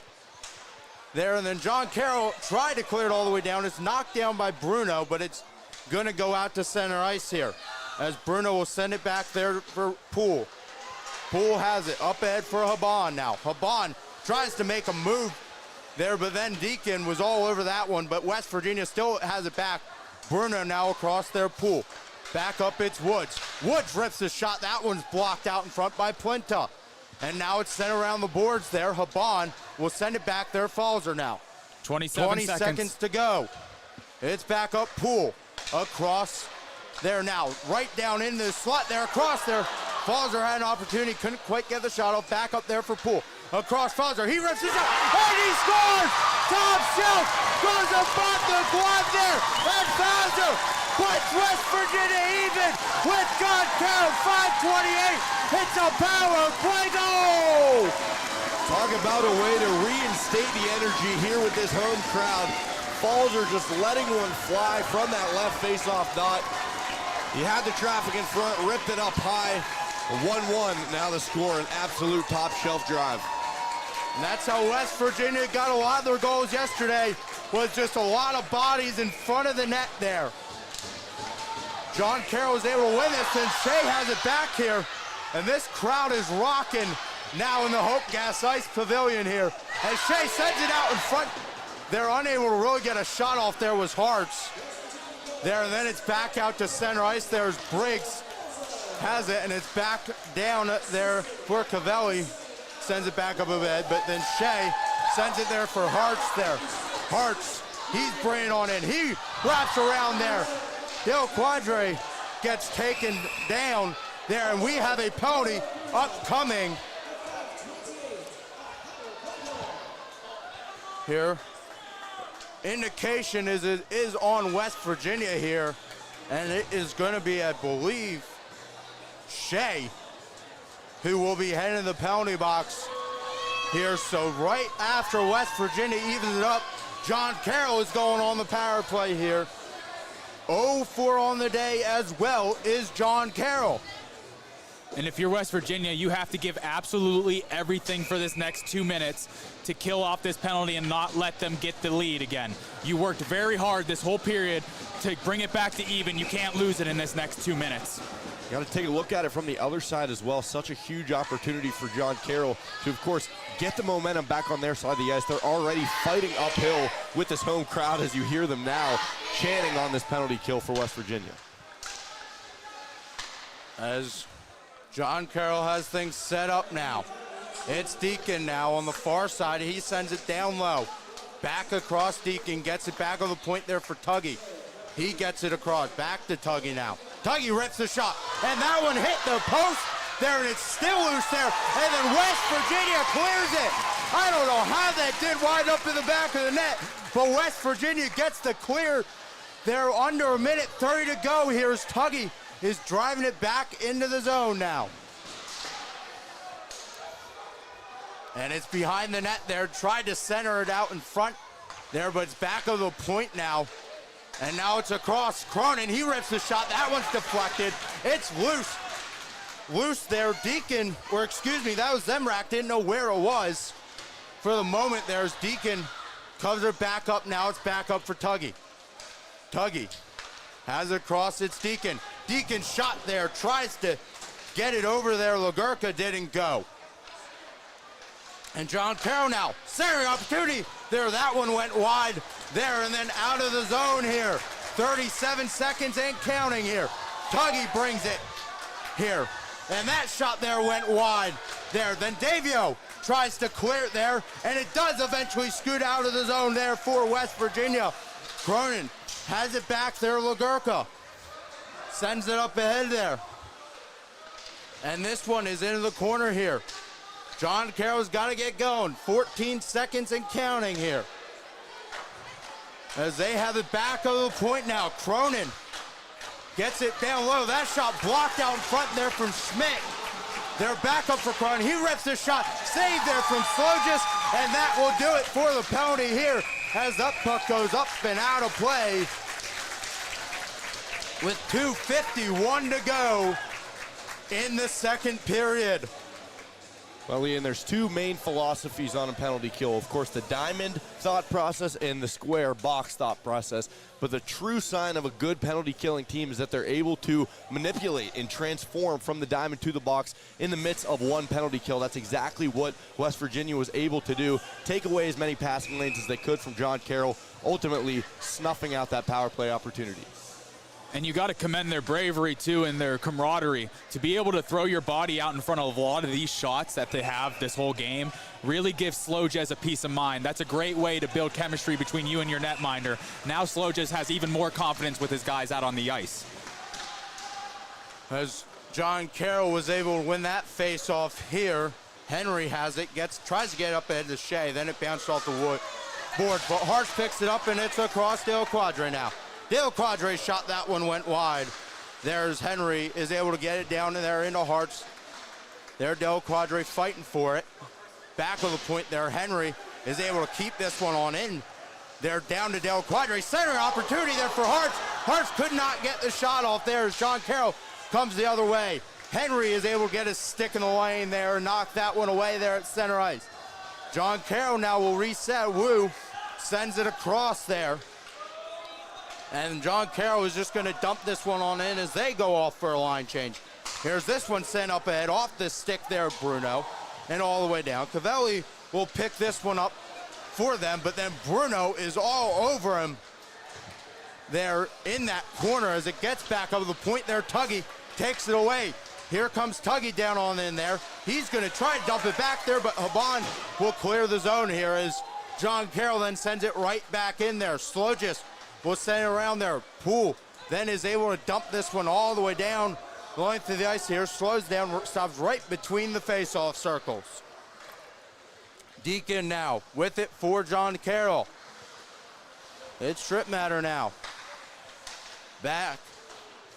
And this one's sent around to Deacon, Luke Deacon on the boards, and they're just playing catch now on those boards, trying to get breaked out here as West Virginia was spread all over the ice and no passing lanes were available. And then finally John Carroll gets it down there. And then that's a big hit in the boards there. West Virginia player down here as we're fighting for it here. He's back up on his feet. He's good. That one hit the post there, and then it went out of play there with 56.6 seconds to go. It was Alec Poole sort of taking that fall into the end wall. He's skating up, and he immediately popped right back up and got back in the play. It really shows a true sign of emotion, and it's all hands on deck. No matter the injury, you got to leave everything out there on the ice in a championship game like this, tied up at 1. There's the offense's own face-off for John Carroll, but West Virginia wins it. That's back out to the blue line there, and then it's knocked down back to the corner there. Briggs has it. That's sent back around the corner. Briggs still in control with it. Sends it back there. It's Davio. Davio now, he's going to get knocked off the puck there, but he'll leave it, and it's Falzer. He'll pick it up, and here come the Mountaineers here. Stretch pass. They're knocked down by Martin right at the line there, but Briggs, good job on the back check there to get back there for Briggs and the Mountaineers. And then it's going to be tied up here right in front of the penalty boxes. Here's West Virginia, comes away with it. Glamkowski gives it to Brackett, in on it, and he missed the net. There, and then around there for Brackett again, and then Brackett gets pinned up along the boards there. Good hit in the boards there by John Carroll. It's back out, Falzer now. And it's tied up there, and that is going to do it for period number 2. But after 2 periods of play, it's a brand new hockey game at 1 apiece here in the CHMA Championship. And these final 20 minutes or more, if we need them, is going to decide the championship here this afternoon. And John Carroll better count their blessings within that last 15 seconds of play. It was quite a lapse in judgment and communication on the defensive end to let a guy sneak through quite literally the middle of the ice at your blue line. So they got to head back to the locker room, get their heads squared away. I mean, it's a 1-1 game now. You got to have that mindset when you come back out that it's almost like being 0-0 and it's the start of the first again. You want to be the first team to get on the board. So I think both teams are going to come out with quite a lot of aggression, a lot of emotion. You know, both these guys want to go to St. Louis. Whether you win down there or not, it's an amazing trip. So they have that just playing in the back of their minds, and I think you're going to see a lot more emotion and a lot more chippiness too. Well, the blue and gold heading into the locker room with some confidence. Of course, John Carroll looking to come back in to this third period to take back their CHMA championship for the second year in a row. We're in for a good third period, that's for sure. Yeah, it seems like we have a bit of a standoff here as Schmidt, the captain for the West Virginia Mountaineers, is staying on the bench here until the John Carroll players all decide to head off here. But you are watching the CHMA 2026 championship here between WVU and John Carroll here on TenbandTV. We'll be right back for the third.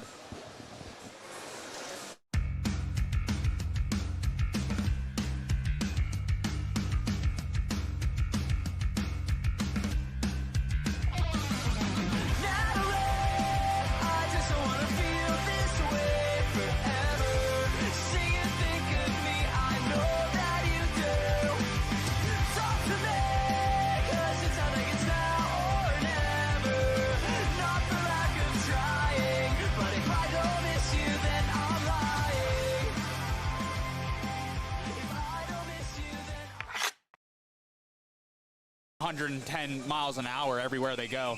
So I think we might see that curse break a little bit, but you never know. It's been the case. That one loose out front. Slow just able to get it. Here comes Wu back the other way now. Wu shot there. That one went high. Delayed penalty on WVU coming up.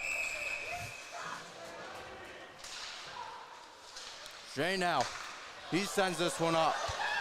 And now John Carroll in on one on Slogis, and Slogis makes the save. Opportunity, but Slogis had the answer for him. Kept in by the moment for Henry, but then here comes John Carroll. It's a 2-on-1 opportunity for John Carroll. That is broken. There, Martin and Deacon were both involved in it, and here comes Sokol down the other way. Sokol makes the move in on net. He wraps it around out in front there, Karen. Corner. And battling now up along the boards here, and then the blue streaks, it's Deacon, gets it out there, and then it gets caught up in the stick. What a pass there to Martin. Martin shot. Oh, my goodness. Oh, my goodness. Gets it back there to Poole. Across it's Falzer. Gets it across there for Woods. Back of the point there, Poole. Poole rips the shot, and then it's deflected. The Bruto's rebound. Here, and the blue streaks will look to push it up ahead here as they get it up ahead of LaGreca. LaGreca, he sends it across there for Martin, and then Martin takes a hit. West Virginia had immediate control off the faceoff here and is able to get it up ahead for Shea. Here in Shea, the shot there, that one was deflected. Offensive zone draw here for West Virginia going up against her. And Soko's able to win it back to Karen there. Karen shot there. Obon tried to set her in the slot there. Aaron pass went to Tuggy of the blue streaks, and here they come up ahead. There, Shea right in the slot, saved here. And that one's out ahead, but Woods gathers back there for West Virginia. He gets knocked off the buck. LaGreca is up ahead. John Carroll, had numbers there. The boards there. It's Henry with it. Up ahead there for Woods. What a stretch pass there. Woods shot, saved there. No then goal. the puck went into the net. Gets it down deeper. Here, Cronin back now. Tuggy up at the point there, across there, Cronin. Cronin rips the shot. It's blocked there by Schmidt. That was a little too far back out in front there, so Schmidt sent it back. Now Woods applying pressure there again. He almost took it away there from Tuggy. What a hit. Blocked there from Davio. Nevin Davio putting his body on the line here in the championship game. Out in the front, Tuggy is shot there. That one was deflected.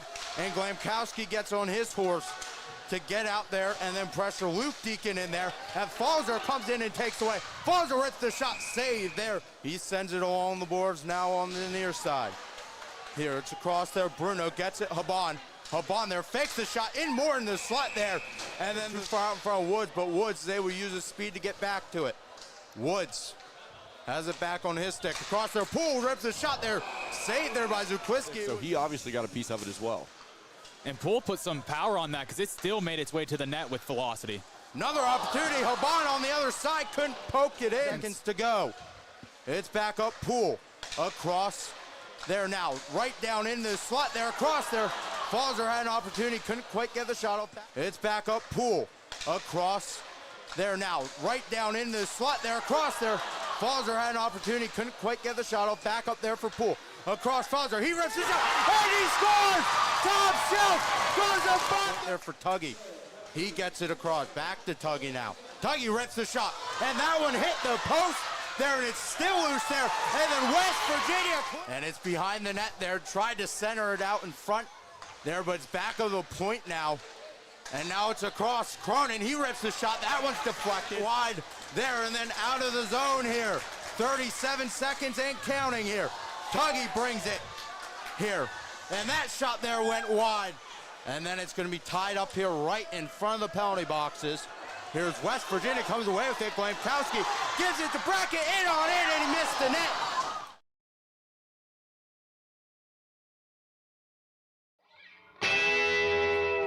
Gonna get up pretty, baby. Gonna get out of this rocking chair. Hewitt creating space. Hewitt turning, scoring!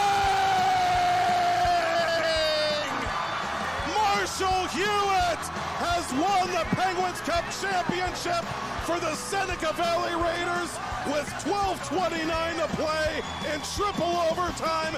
And don't ever play Lady of Spain again.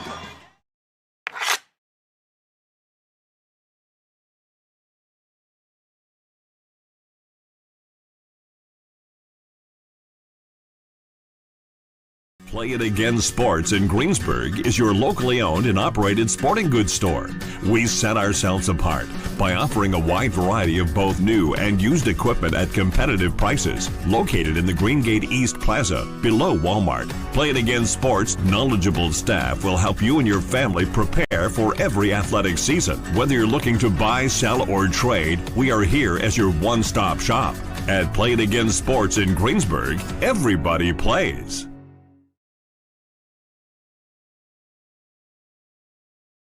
Discover 110 miles an hour everywhere they go. So I think we might see that curse break a little bit, but you never know. It's been the case. That one loose out front. Slogis able to get it. Here comes Wu back the other way now. Wu shot there. That one went high. Delayed penalty on WVU coming up. Shea now. He sends this one up. And now John Carroll in on one on Slogis. And Slogis makes the save. Opportunity, but Slogis had the answer for him. Kept in by the moment for Henry, but then here comes John Carroll. It's a 2-on-1 opportunity for John Carroll. That is broken. There, Martin and Deacon were both involved in it. And here comes Sokol down the other way. Sokol makes the move in on net. He wraps it around out in front there, Karen. Corner. And battling now up along the boards here, and then the Blue Streaks, it's Deacon, gets it out there, and then it gets caught up in the stick. What a pass there to Martin. Martin shot. Oh, my goodness. Oh, my goodness. Gets it back there to Poole. Across, it's Falzer. Gets it across there for Woods. Back of the point there, Poole. Poole rips the shot, and then it's deflected. Bruno's rebound here, and the Blue Streaks will look to push it up ahead here as they get it up ahead of LaGreca. LaGreca, he sends it across there for Martin, and then Martin takes a hit. West Virginia had immediate control off the face-off here and is able to get it up ahead for Shea. Here in Shea, the shot there, that one was deflected. Offensive zone draw here for West Virginia going up against her. And Sokol's able to win it back to Karen there. Karen shot there. Aban tried to center into slot there. Aaron pass went to Tuggy of the Blue Streaks, and here they come up ahead. There, Shea right in the slot, saved here.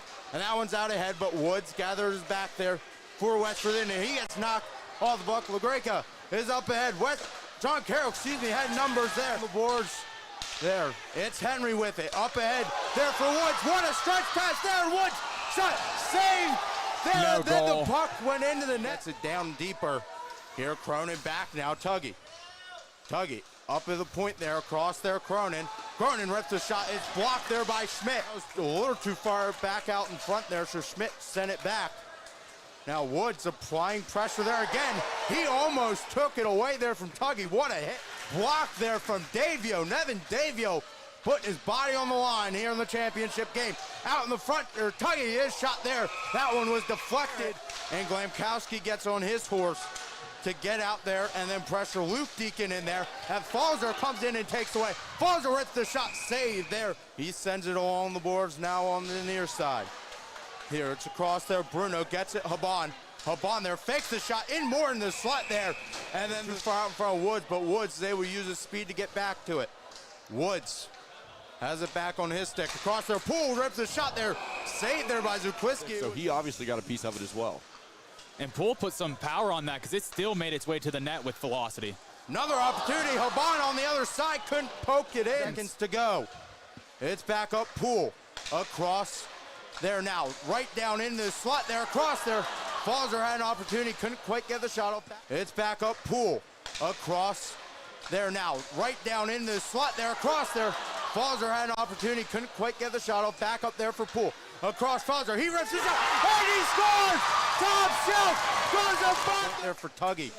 He gets it across. Back to Tuggy now. Tuggy rips the shot. And that one hit the post there, and it's still loose there. And then West Virginia. And it's behind the net there. Tried to center it out in front there, but it's back of the point now. And now it's across. Cronin, he rips the shot. That one's deflected wide there, and then out of the zone here. 37 seconds and counting here. Tuggy brings it here. And that shot there went wide. And then it's going to be tied up here right in front of the penalty boxes. Here's West Virginia, comes away with it. Glamkowski gives it to Brackett, in on it, and he missed the net.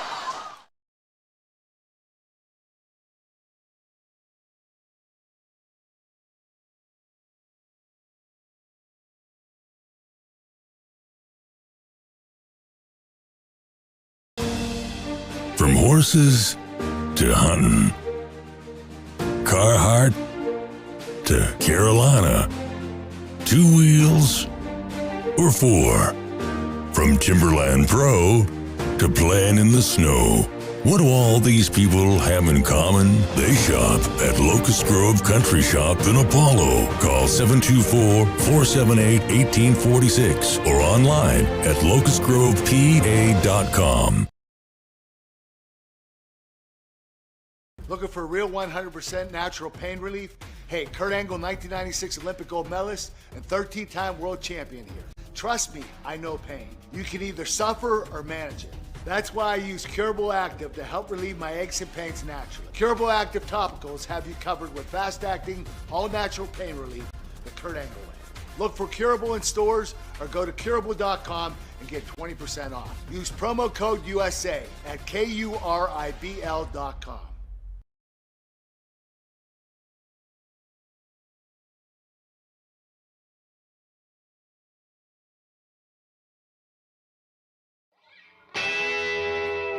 Gonna get up, pretty baby.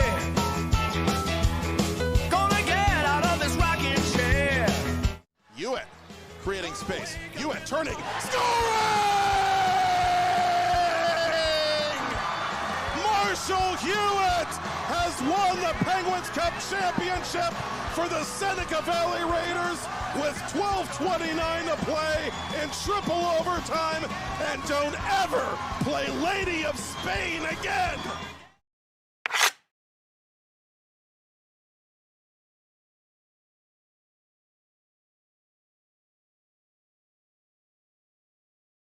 One field, one coach, one moment. That's all it takes to change a child's future.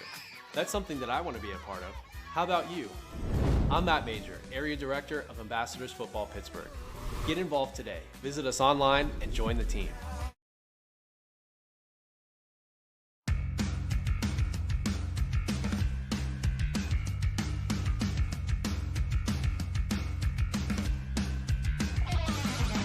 Never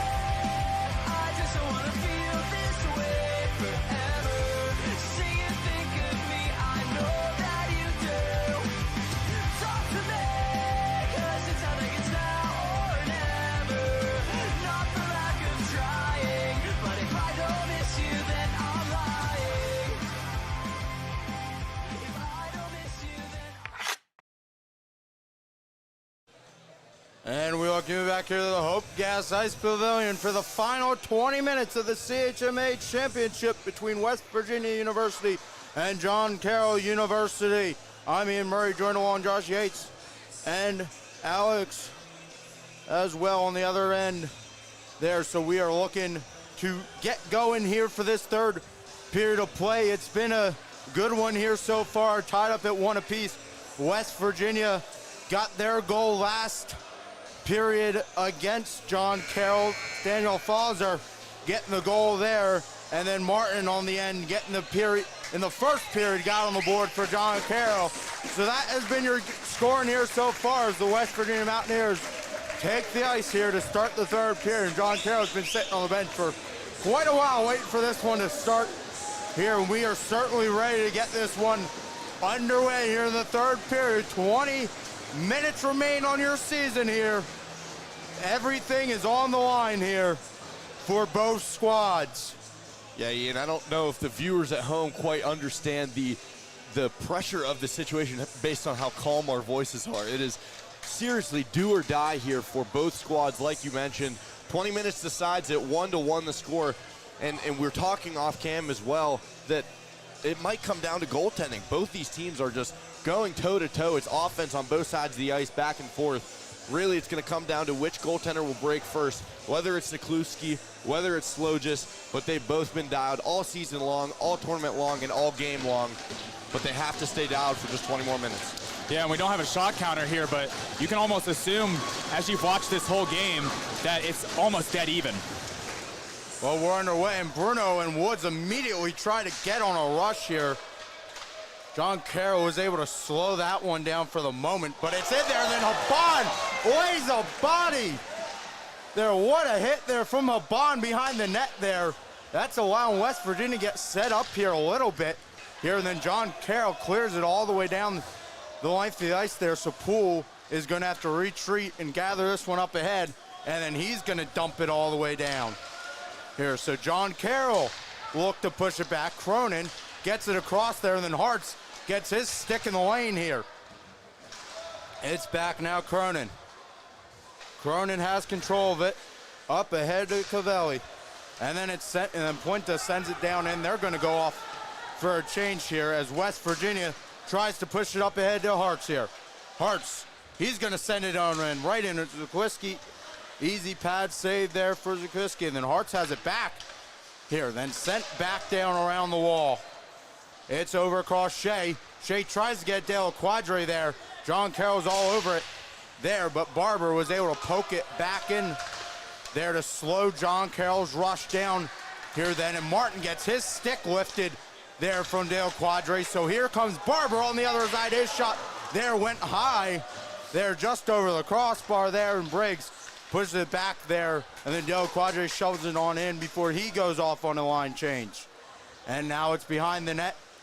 Here, Brackett gets it there over to Briggs. Briggs tries to send it down. It's going to be blocked there by Shea here. And then Falzer is able to send it in here.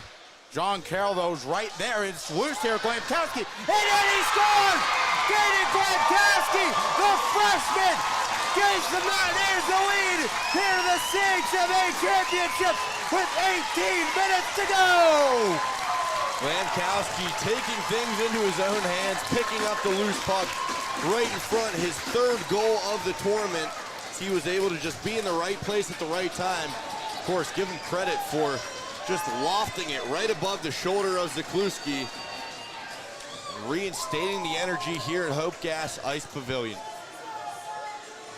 Certainly did that, and that may be the difference, folks, in the game right there, as it may come to 18 minutes to go. And, you know, third periods have been West Virginia's kryptonite, or however you want it, not kryptonite, but has been their period here in this playoffs here. And John Carroll is just trying to get themselves reset here with still plenty of time to go. But John Carroll's period was also the third period last night, so it's been an interesting watch. Yeah, it's been a lot of scoring in the third. We talked about it on air yesterday for all of our listeners as well. There's something in the air here in West Virginia and Morgantown about the third period, that there's a lot of scoring. So I would be very surprised if that's the end of the scoring throughout the game. West Virginia, though, right back into the blue streak zone. Here in the blue streaks are just trying to find something right here as Karen almost batted that one back out in, but then Poole picks it up in his own zone here. He sends this up ahead to McLaughlin. Good stretch pass there, and then McLaughlin loses his stick there as Cronin pokes it in. Poole, though, is all over him there and is able to get it up ahead for Haban. Haban will make a move and head to the far side. Haban, he'll get pinched into the boards here, but still continues to chase the puck there. Look at Haban being physical here in the third period. He knows it's his final game here in the Hope Gas Ice Pavilion. Here's center opportunity for Haban there. Haban almost put it in there, then Haban looked to be grounding the back of his head there as he hit the ice there, but appears to be all right as he's skating over to the bench. Yeah, Ian, I think that might have been out of frustration. He knew how crucial that opportunity, how golden that opportunity was, and frankly, Zakluski got the better of him. And back of the point, Shea, that one's deflected there and went wide there, and John Carroll has their first pressure here on Slogist in the third period as Shea has it back over the point and sends it around there for Deacon there, and then they're bringing it right in the slot there. It's Martin there, and that's going to be taken away there from Poole, and then that one's intercepted. Though LaGracia, his shot blocker away from Slogist here. Slogist with the save again here. And now out in front there, that one's blocked there, and then it gets out to the neutral zone. Bruno was the one giving chase there. And it's flipped back out there. Deacon, here he gets hit up along the boards here. And it's loose there. Martin picks it up, sends it back to the boards there on the near side. Deacon sends it in the slot, intercepted by Barber. Barber, he'll make the push up ahead now. Barber, he lost control of the puck there and then tried to get back on it. There was Martin, couldn't quite do it. Here's West Virginia's trying to push it up ahead here, and the John Carroll bench is up in arms right now here in the Hope Gas Ice Pavilion as Falzer gets it across. Glamkowski will send it on in there, and that is going to be gloved there by Zakwiski. Yeah, like you mentioned, that John Carroll bench, they were going berserk over potentially a missed call or something that was behind the play. I'm unsure of what it was. Of course, you can start to feel the pressure that they're feeling as well. They're starting to realize that this is West Virginia's game and they're in control of it, and they need to, of course, turn it around. Karen's shot immediately off the point there was saved there by Zulkwiski there. Good save there to keep this one within a one-goal lead.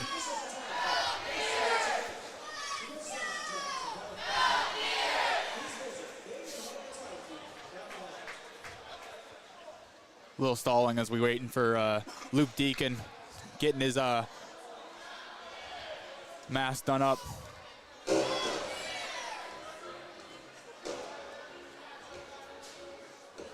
So Sokol in the face-off circle here along with LaGreca. Here LaGreca was able to win it, but West Virginia pushes it right back down deep into John Carroll territory here. And it's across there, Barber. Barber will send it deep.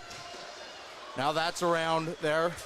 Rittmatter trying to push it up ahead there. That was off the hand there of Maui as he tried to knock it down, but Haban sends it cross ice there right past the net. Sokol centers it there for Haban, and then Barber has it. Barber tried to get it to his forehand there and couldn't quite do it there, and Sokol gets it back here, and the shot there from Henry there went high and wide. Haban has it now. He tries to send it back on the board there, and then Henry keeps it in the zone for West Virginia for the moment, and then it's out. Good job there from Zemrak there, but then West Virginia will push it away. Looks like they're going to get called for too many men on the ice. Or no, are we just getting a stoppage in play? Bruno hopped on. Bruno hopped on and then hopped quickly back off once he realized that he was the extra man, and I don't know if they're going to pin him for that or what. Kutek's having a word there with the linesman here. the penalty box to the Mountaineers is opened here, so there will be a 2-minute penalty against the Mountaineers. And the signal is too many men on the ice for West Virginia. So with 14-17 to go, West Virginia has killed off all the Blue Streaks power plays here today, and they're gonna have to kill off another one here as back of the point there for Tuggy. Across there for Deacon. Deacon sends that one across there and could not get the poke in there, and then Aaron pass goes out to the neutral zone, but Deacon will pick it up here, and then Woods has been all on the pressure here today for the Mountaineer penalty killing unit as he has it pinned up against the boards there. Tuggy was in there, and then John Carroll finally comes away with it. It's Cronin, and he'll dump it back. So the Blue Streaks will look to push it ahead as we approach the 120 mark of the power play here. And it's back of the point now. It's across, it's Deacon here. He tries to make a move there, but then Shea disrupts that and sends it out to the neutral zone there. And then Shea with the hit right in front of the Mountaineer penalty box there, but Des Deacon brings it back in here. Deacon sends that one in, but then it's intercepted by Barber. Barber is reading these passes perfectly right now as West Virginia is really putting the pressure on John Carroll right now on this penalty here as it's 46 seconds remaining on the power play and counting. It's back now, Cronin. And they are surveying here. And here we go. The Blue Streaks are looking to push it up ahead. Here it's Luke Deacon now. Bringing it on in here. He'll get put up against the boards now. And they'll go to work here on the power play here. Does John Carroll trying to get away from the boards as West Virginia was trying to clear it. And then Blinta does come away with it. Gets it over to Martin there. And then good job there by John Carroll to keep it in. Blinta has it in the slot there, and it's disrupted. There found another opportunity right on the post there, and then Slow just makes the save as he covers it up there with the glove here. Good job there from Slogis. I mean, just stellar. I mean, that puck was literally sitting right on the post, and Slogis was able to react and turn around and put a glove on it. Sort of a busted play, too. We saw that pass at the top of the point that was a little off the mark, and it, of course, made that West Virginia penalty killer come up, which opened up more space for the power play for John Carroll. It was Zemrak, I believe, on that half wall that just fired it in. It looked like almost out of frustration. Right. And I think it hit the post behind Slogis, but of course he gloved it down before it had too much action. Power play is now over. So West Virginia has once again killed off another power play as that air pass went to Haban there, and Haban right in the slot. It's gloved down by Uiski there, and Haban thought he might have had one there, and good save there on the other end from Zuliski. Mentioned it earlier, but Haban, big guy, really, you can visibly see the flexion in his stick when he fires those wrist shots, really just dragging it across the ice and getting as much momentum behind it. Of course, Zakluski able to turn the glove over on that one and spear it out of midair. West Virginia's top line is out there. Here's Bruno's able to win that faceoff back to Davio. He'll send this now on the boards there for Haban. Haban then gets tripped up there. The arms stay down. There is Tuggy. Has control of it now for the Blue Streaks. It's over there. Woods, they'll keep it in, pushes it down to Haban. Haban, he has a Tuggy all over him there, and then it goes out to the neutral zone, but West Virginia does pick it back up in the pool. He's going to dump it right in on Zakwiski there. He makes the pad save. And here come the Blue Streaks now down the other way. It's Wu. He'll just dump it in there. And Slogis will get it back to the wall there. And it's kept in by Cavelli there, and it's going to stay basically with him until it's sent to the far side there, and then stretch pass there. Tries to get to Hartz there, and Hartz tries to win the foot race there, and Luke Deacon just a step in front of Hartz to draw the icing penalty or call against the Mountaineers.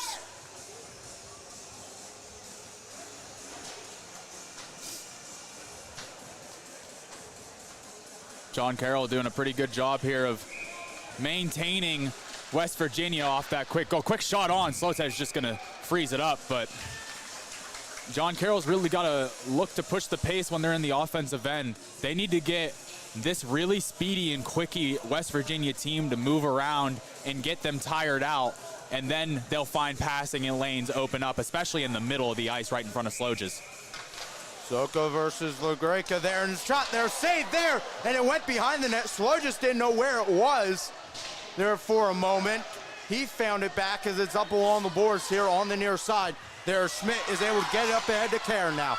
Karen, he'll shoot that one on in, save there from Zukwiski there, and he will hang on. 10:49 remains here in the CHMA Championship. West Virginia is hanging on to the 1-goal lead here, up 2-1. Goal came here early, about 18 minutes in the third period was when Glamkowski put the goal-ahead goal in. As it's sent around now, John Carroll here, Deacon will send it across here, right in the slot there, and then Mountaineers defenders collide there to be able to get that one on up there. That was Lagerka in on it there, and Woods brings it back the other way for the Mountaineers. His shot there, he tried to go top shelf, just missed the net there, and Bruno gets pinned. Haban has it back on his stick now. Haban centers it there, no one was home there. Good try for the area pass there from Haban, but no one was there. Then it's back down there for Sloges. He sends it around his own net to Barber, up ahead now Woods. Woods has it. He gets it right there to Glamkowski at the line, who tips it in. And now West Virginia in on the forecheck as a few players changing in behind. It was Sokol and Glamkowski as Brackett then comes in and takes it away. Brackett, now, you have Ushindi there in on him, and you also have Cronin in there as well for the Blue Streaks as it comes out. Strittmatter there now. Strittmatter has control of it as it's under 10 minutes to go. Here's all the way down. Davio does win the foot race there, just ahead of Punta there, and draws the icing against the Blue Streaks.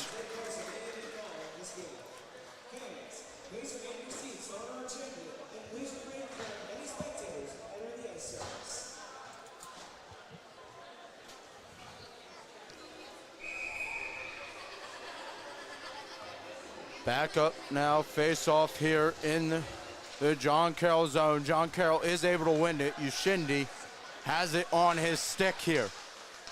Ushindi send this cross corner here. And right in on it was there. That was Ushindi. They're right in on it. There, and then Hartz and Del Quadri battle for it right at the blue line there. It's across there, Shea. Shea, he'll dump this one into the corner now. It's across there now, but here comes Strittmatter with it. Strittmatter brings it up ahead here. Strittmatter right into the slot here, and then he's going to lose control right as he got to the blue line there, but good job there by Tuggy there to let them have control there, and then saved there from Sloges. It's still loose there, and it's still being poked behind there. And then what is the call here on the ice here? All of the Blue Streaks are celebrating. Blue Streaks are saying goal. West Virginia saying no goal here. We are waiting for the signal from the officials. Yeah, check out this replay here. Just a lot of chaos right in front of the net. Tuggy was sitting there waiting for a one-timer, and a great shot right around Basloges with a nice blocker save. And on that little pad, it snuck right through his blocker there, and it might have crossed that red line. Sloges left a little tiny gap between his blocker and his leg pad, and it snuck through there, and he was glued to the post. And when you're that close, even if something's going to go five inches back from your position, that's going to be a goal. And it's just a determination of whether or not he had any interference at this point. We're discussing it here on the ice. They're right at the blue line there. The officials are gathering here.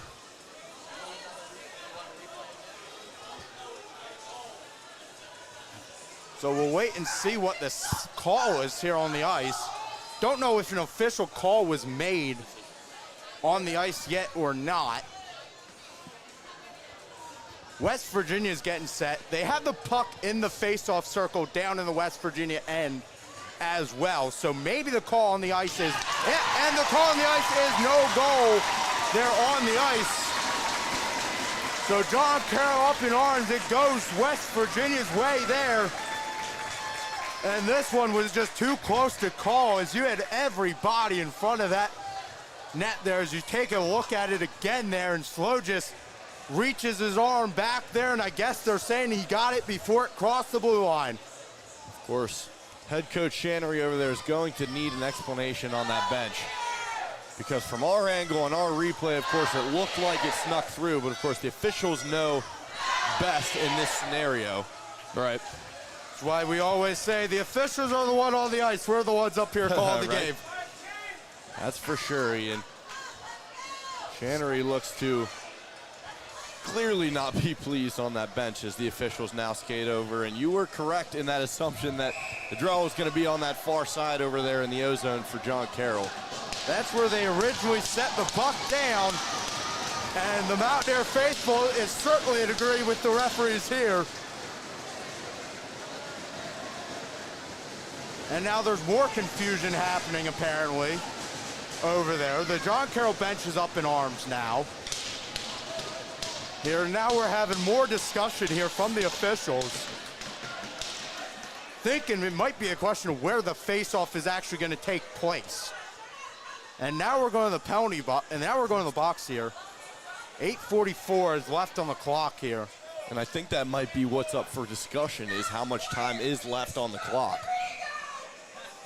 Yeah, obviously John Carroll is going to want every second they can get, but it's going to stay 8:44 left on the clock. Here now, everyone is all confused here what's going on, but we are back underway. Here as the linesman had to jump out of the way as that one went over here to the near side here. It's across there, his shot there is going to be blocked and go to the corner here. John Carroll has been putting a lot of pressure here recently on the Mountaineers. They need to get this puck out of here if you're the Mountaineers. There's that one, went wide, wraparound opportunity there, and then Slow just somehow gets his pad across and makes the save. Just an absolute split position. Zemrath even was waiting for the goal call there. We'll watch it on the replay there, but just wide open on that wraparound attempt. He had the angle as well. Somehow Slow just got that right skate all the way to the post and just glued it on the post. Back Keep over John Carroll off the board. Woo sends it back down. And now it's around here. Cronin. It's sent back down from the point. Tuggy has this one on his stick there, and then his bucket is going to get knocked off there, and then Brackett gets his stick flung out of his hands there from Woo. Woo there, you must have only guessed. Tuggy might have not had his helmet on the entire, all the way there. If that came off that easily.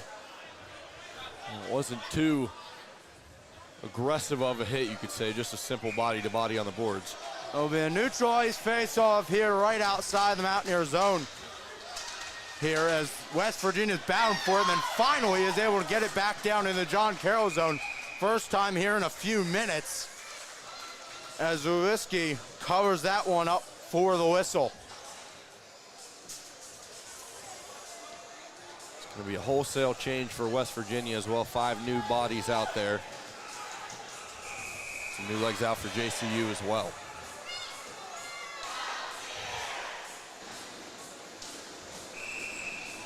That one is going to be blown dead there right after Harts won the face-off for West Virginia, but they'll blow it dead and redo it.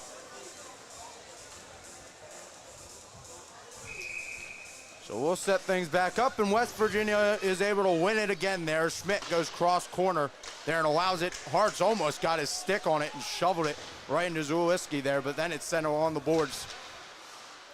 John Carroll trying to get it out, but then Del Quadri takes it away there, and then Shea tried to put it in, and it's poked there. Zuliski with the save. What a save there on the other end. What a goaltending performance we have here this afternoon.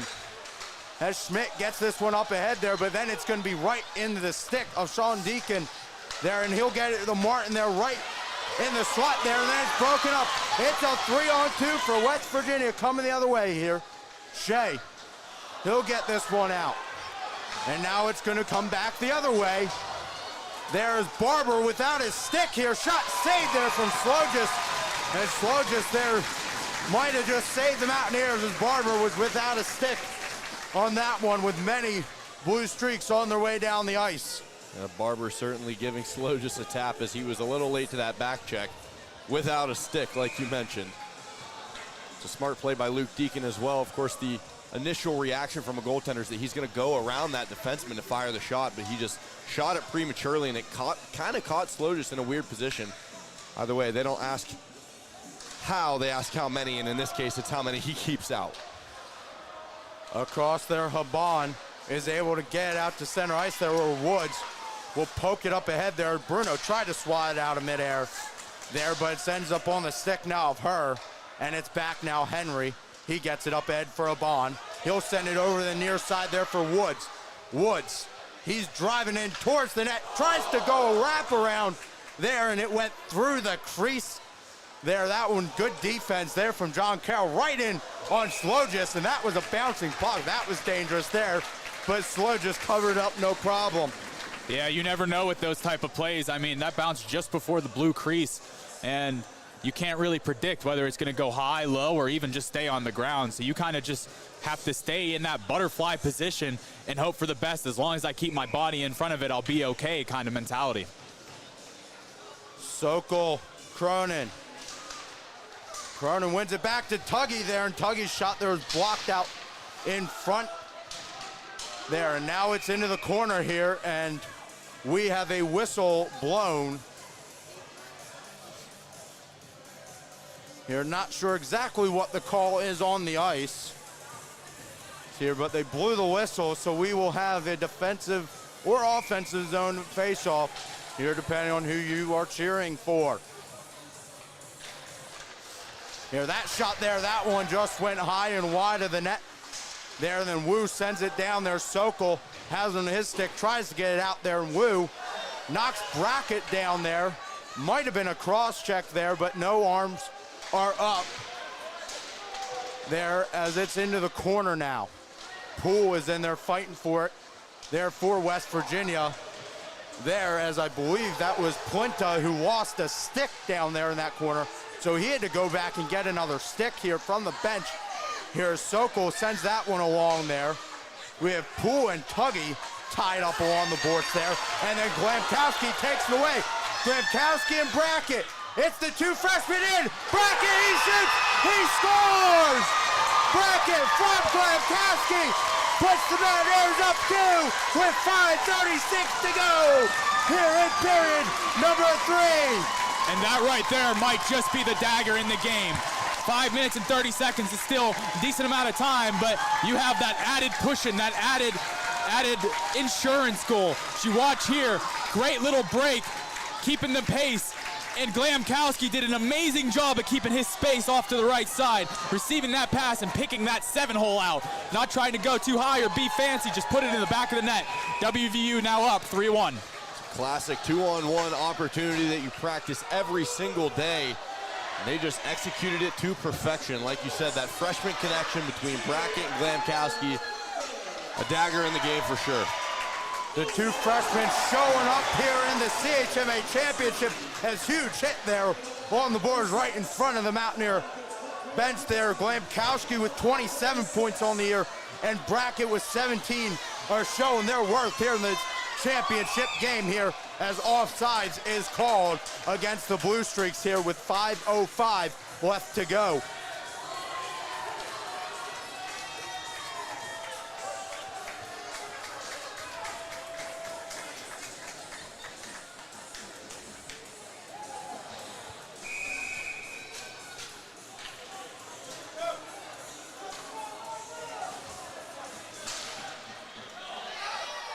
That one's sent all the way down in on Lewiski there. He'll just play it there to Ushindi.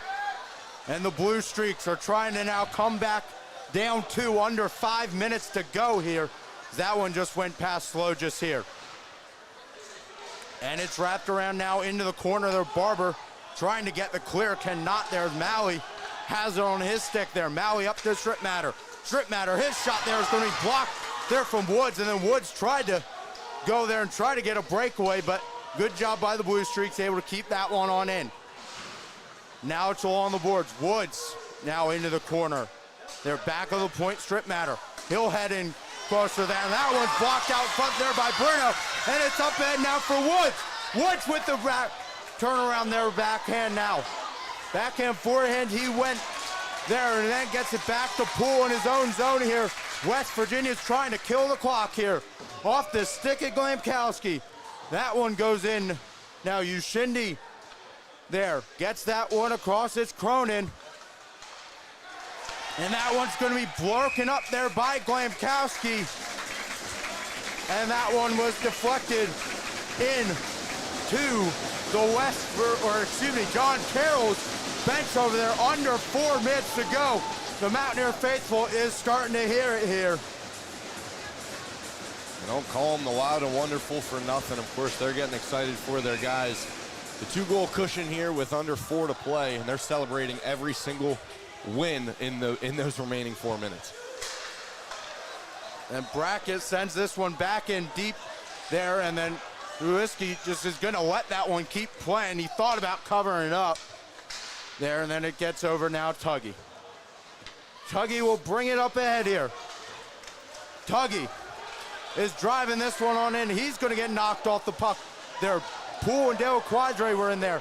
It's over on Hart's stick now. Hart's is going to send this all the way down the length of the ice, and this will not be icing here. It's an empty net here, and Hart shoots. He just missed the net there. With still over 3 minutes to go, Zalewski is at the bench for John Carroll. Extra attacker on the ice. So they look to bring it up ahead here. As it's down, and Schmidt sends it along there. Shea, that's over. Cavelli gets it across there. It's Deacon now. That's it up ahead again for Sean Deacon this time. It's across. There, Martin sends it across. Sticked away from Slow just now. Under 3 minutes to go here. 2:37 and counting. John Carroll, the 2 seed here. West Virginia, the 4 seed. West Virginia looking for the first championship since 2014. Here is 2 minutes and 20 seconds away from it as that's sent back around the net there. Net is still empty for John Carroll here. Looking to get within 1 here as John Carroll is pinned back in their own zone. And here they come. It's up ahead now. Cronin here, and he's going to get upended. Here, arms are down, no penalties are coming. That one's down there. Maui, it's around now. Poole, Maui giving chase here. He breaks it up. There's Luke Deacon with it. Luke Deacon in the slot there. No one is home. There, Cavelli out there at the point. West Virginia gets it. They're out to the neutral zone. Woods is able to get it away there for a second there. Woods doing everything to get West Virginia this win. Grimkowski shoots it. Just went to the side of the net there. He was on the right side of the red line. There. Under 1:30 left. Maui, cross corner here. Across there to Poole. Poole sends it up the glass, and it's out to center ice to Wu. Over to LaGreca. LaGreca dumps this one on in. Sent around the boards now. And this one gets back over the point, and Maui has it back down in the corner now. It's going to be sent along to the crease now. Out in front there, and this one's going to go all the way down. Here, under 1 minute to go here. 54 and counting. Here, as the Mountaineer faithful, some are starting to rise to their feet here. 45 to go. Here, center opportunity there. Could not go there. It's bad down there. Shea, he'll send this one all the way down. Just missed to the side of the net. There, and that will be icing there with 33.3 remaining on the clock.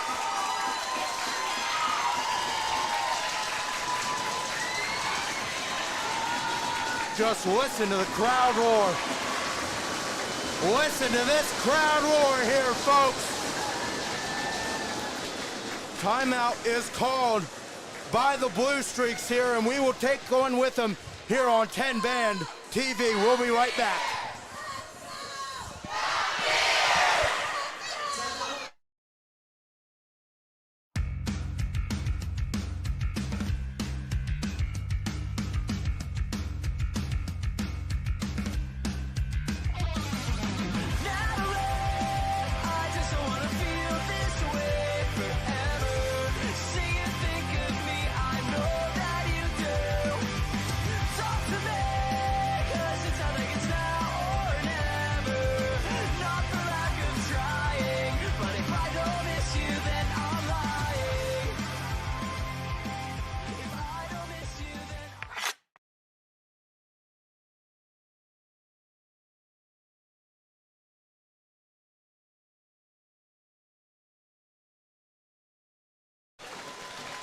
And we are back here.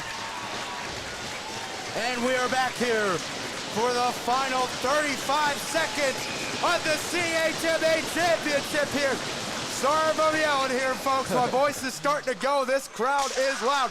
Here as Dougie breaks his stick there on that shot there, and that might just about do it here. West Virginia is on their way to win their first championship game, CHMA championship game, since 2014. Last time they were in it was 2021, where they fell to Robert Morris. Excuse me, as John Carroll then just won it last year as well. So they're looking to repeat. But it's an uphill battle here with 23 seconds, and they need 2 goals. Here's Bruno, sends this one all the way down. It's deflected and all the way down, and that will just about do it here. And we have a penalty upcoming as Bruno was down on the play here. But anyways, that just about do it. There's Cronin heads to the box here. We'll finish off these 13 seconds here. And this is loud here in the Hope Gas Ice Pavilion. Lewinsky will come back into the net here. As if it wasn't loud enough, just wait for this crowd to erupt. Once this 13.1 seconds is completely off the clock. Of course, West Virginia completing the upset. Such a storybook season, a storybook tournament, taking down the #1 seed in the semifinal round, the #2 seed in the championship. Of course, notching their name in CHMA history and finding themselves a trip to St. Louis for the national tournament. You know, and what a second half they have had after coming back from winter break. And that is going to do it. The West Virginia Mariners are your 2026 CHMA champions as they storm off the bench, gloves and helmets and sticks all over the ice. West Virginia defeats John Carroll with the final score of 3-1. And just overall, I mean, what a game. You couldn't have asked for a better final with how this playoffs is coming about. You had WVU, the bottom seed, coming in. They over-surmounted IUP, who was the #1 seed. They had a terrific season this year. I mean, anybody looking on paper would have thought IUP would have steamrolled through this conference playoffs, and WVU put a halt to that immediately. And after that, you kind of saw the drive after that game. They knew that they had a chance to go to St. Louis after that. And this whole game, they just had so much aggressiveness, and their puck pressure is really what led them to win this game. John Carroll did not handle any type of pressure well. And I can put a lot of it on Woods from WVU. He was heavy on the forecheck, always testing them in their own end. And sometimes they weren't even able to get a pass off because he would just steal it right from them. You got to give some credit to head coach Tyler Kudik, just his 5th year with the D1 program. They brought him in. He gets West Virginia and their Mountaineers a CHMA championship, taking down the reigning champions and heading to the national tournament. And Tyler Kudik was previously the D2 coach of this Mountaineer program. Already has a banner hanging over in the rafters. He is going to add another one to his name. Here's what a performance from Coach Tyler Kudik here and the rest of the Mountaineer squad here. as we have the handshake line going on here as we get set for this post-game ceremony here down on the ice here as soon as it goes here, and they all have the hats on. Here does West Virginia, but John Carroll certainly had a heck of a season, finished second in the CHMA here, and they finished second overall here, even in the playoffs here. That is going to be West Virginia's third overall CHMA championship here. And certainly what a game West Virginia's put on. And let's just talk about Slogis and the show he put on here in this tournament. Yeah, on both sides of the ice, it was a goaltending clinic. Whether you looked at Zakluski, who led up two crucial ones in the third period, of course resulting in that win for West Virginia, or the other side, the winning goaltender. Of course, that's going to be a story as well, Slogis. Those two netminders for this game were able to keep it a close game all the way to the third, to be frank. But it was Slogis, you know, keeping his men in it all the way through, and he was just coming up time and time again with clutch saves, ultimately routing the Mountaineers to the championship. And this party certainly will be going on for a long time here this Sunday evening here as we are getting set here for the ceremony. So we will send it down, let you listen to the ceremony.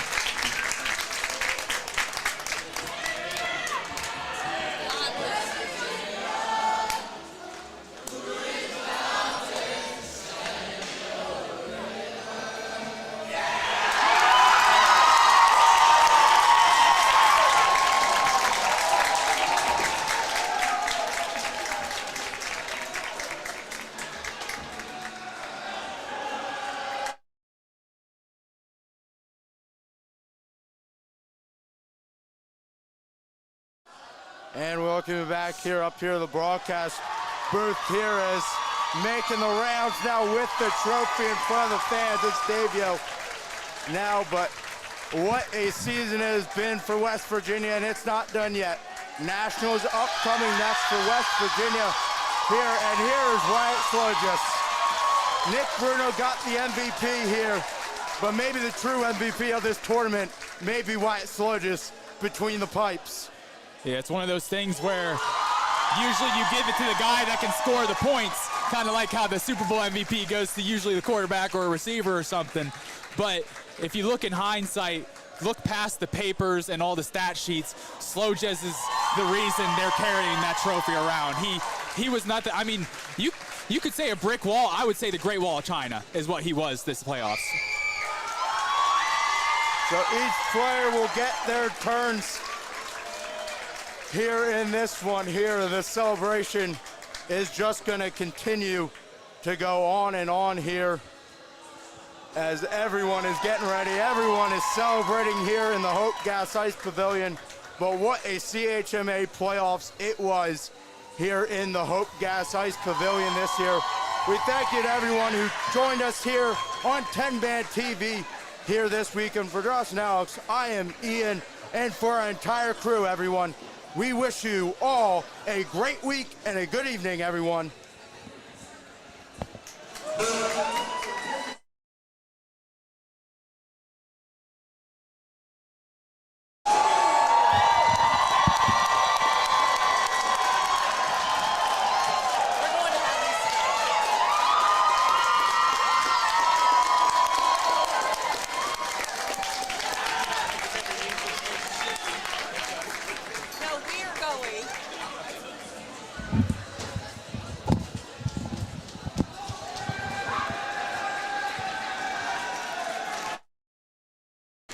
And just to recap off of this game, I mean, 3-1 was the total score and overall score for this game. And get a couple replays in and show you guys all different action from throughout this game, as it was quite the doozy. And again, thank you for joining us, and we appreciate you tuning in, and especially to 10 Band Live, and we all appreciate, as college students, the ability to work in a professional setting like this with equipment that we're not quite used to, a little bit above our pay grade. So we're very happy and very fortunate and excited to see how WVU carries on at St. Louis. I'm sure they're going to put up quite the fight. Very gnarly team, quick and committed. So we'll see how this goes. Again, thank you guys and have a great night.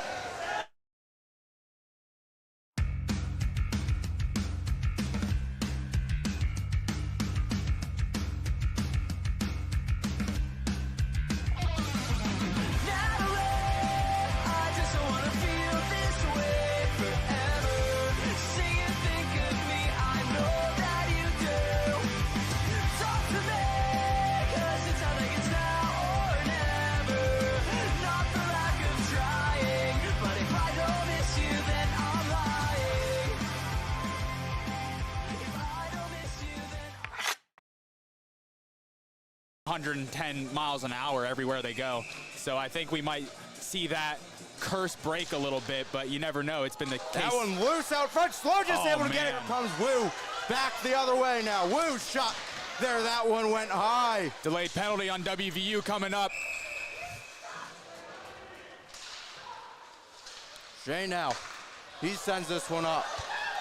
And now John Carroll in on one on Slogis, and Slogis makes the save. Opportunity, but Slogis had the answer for him. Kept in by the moment for Henry, but then here comes John Carroll. It's a 2-on-1 opportunity for John Carroll. That is broken. There, Martin and Deacon were both involved in it, and here comes Sokol down the other way. Sokol makes the move in on net. He wraps it around out in front there, Karen. Corner. And battling now up along the boards here, and then the blue streaks, it's Deacon, gets it out there, and then it gets caught up in his stick. What a pass there to Martin. Martin shot. Oh, my goodness. Oh, my goodness. Gets it back there to Poole. Across it's Falzer. Gets it across there for Woods. Back of the point there, Poole. Poole rips the shot, and then it's deflected. Bruno's rebound. Here, and the blue streaks will look to push it up ahead here as they get it up ahead of LaGreca. LaGreca, he sends it across there for Martin, and then Martin takes a hit. West Virginia had immediate control off the face-off here and is able to get it up ahead for Shea. Here, and Shea The shot there, that one was deflected. Offense's own draw here for West Virginia, going up against her. And Soko's able to win it back to Karen there. Karen shot there. Obon tried to set her into the slot there. Aaron pass went to Tuggy of the Blue Streaks, and here they come up ahead. There, Shea right in the slot, saved here.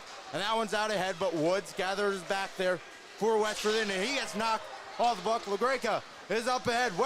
John Carroll, had numbers there. On the boards there. It's Henry with it. Up ahead there for Woods. What a stretch pass there. Woods shot, saved there. No then goal. the puck went into the net. Gets it down deeper. Here Cronin back now. Tuggy up at the point there. Across there, Cronin. Cronin rips the shot. It's blocked there by Schmidt. That was a little too far back out in front there, so Schmidt sent it back. Now Woods applying pressure there again. He almost took it away there from Tuggy. What a hit. Block there from Davio. Nevin Davio putting his body on the line here in the championship game. Out in the front there, Tuggy, his shot there. That one was deflected. And Glamkowski gets on his horse to get out there and then pressure Luke Deacon in there. And Falzer comes in and takes away. Falzer rips the shot, saved there. He sends it along the boards now on the near side. Here, it's across there. Bruno gets it. Haban there, fakes the shot in more in the slot there. And then far out in front of Woods, but Woods is able to use his speed to get back to it. Woods has it back on his stick. Across there, Poole rips the shot there. Saved there by Zukwiski. So he obviously got a piece of it as well. And Poole put some power on that because it still made its way to the net with velocity. Another opportunity. Haban on the other side couldn't poke it in. Seconds to go. It's back up. Poole across there now. Right down in the slot there. Across there. Falzer had an opportunity. Couldn't quite get the shot off. It's back up. Poole across there now. Right down in the slot there. Across there. Falzer had an opportunity. Couldn't quite get the shot off. Back up there for Poole. Across Falzer. He rips his shot. And he scores! Top shelf goes up front there for Tuggy.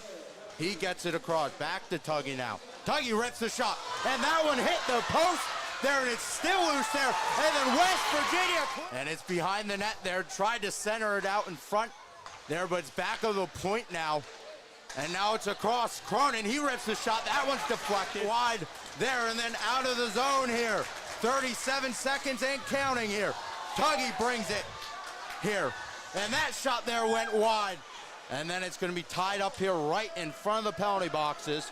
Here's West Virginia, comes away with it. Glamkowski gives it to Brackett, in on it, and he missed the net. And Woods immediately tried to get on a rush here.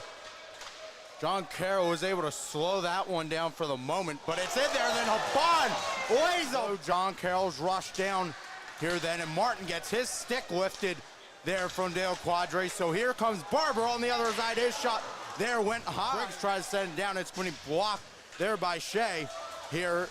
And then Falzer is able to send it in here. John Carroll, though, is right there. It's loose here. Glamkowski. And then he scores! Katie Glamkowski! And they're bringing it right in the slot there. It's Martin there. And that's going to be taken away there from Poole. And then that one's intercepted. So LaGreca, his shot, blocked her away from the center. It there for a bond, and then Barber has it. Barber tried to get it to his forehand there and couldn't quite do it there. And Sokol gets it back here. And the shot there from Henry to Martin there.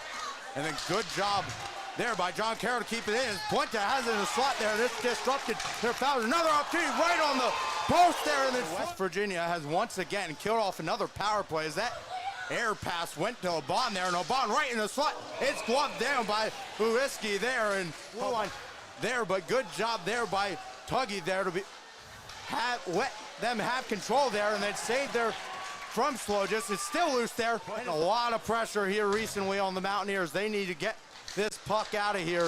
If you're the Mountaineers, there's that one went wide. Wraparound opportunity there, and then Slogis. John Carroll trying to get it out, but then Del Quadri takes away there, and then Shea tried to put it in, and it's poked there. Lewinsky with the save. What a save. He'll get this one out. And now it's going to come back the other way. There's Barber without his stick here. Shot saved there from Slogis. Henry, he gets it up ahead for a bond. He'll send it over the near side there for Woods. Woods, he's driving in towards the net, tries to go a wraparound. Here's Sokol, sends that one along there. We have Poole and Tuggy tied up along the boards there. And then Glamkowski takes it away. Glamkowski and Brackett It's the two freshmen in. Brackett, he shoots. He scores. And counting. John Carroll, the 2 seed here. West Virginia, the 4 seed. West Virginia looking for. And just to recap off of this game, I mean, 3-1 was the total score and overall score for this game, and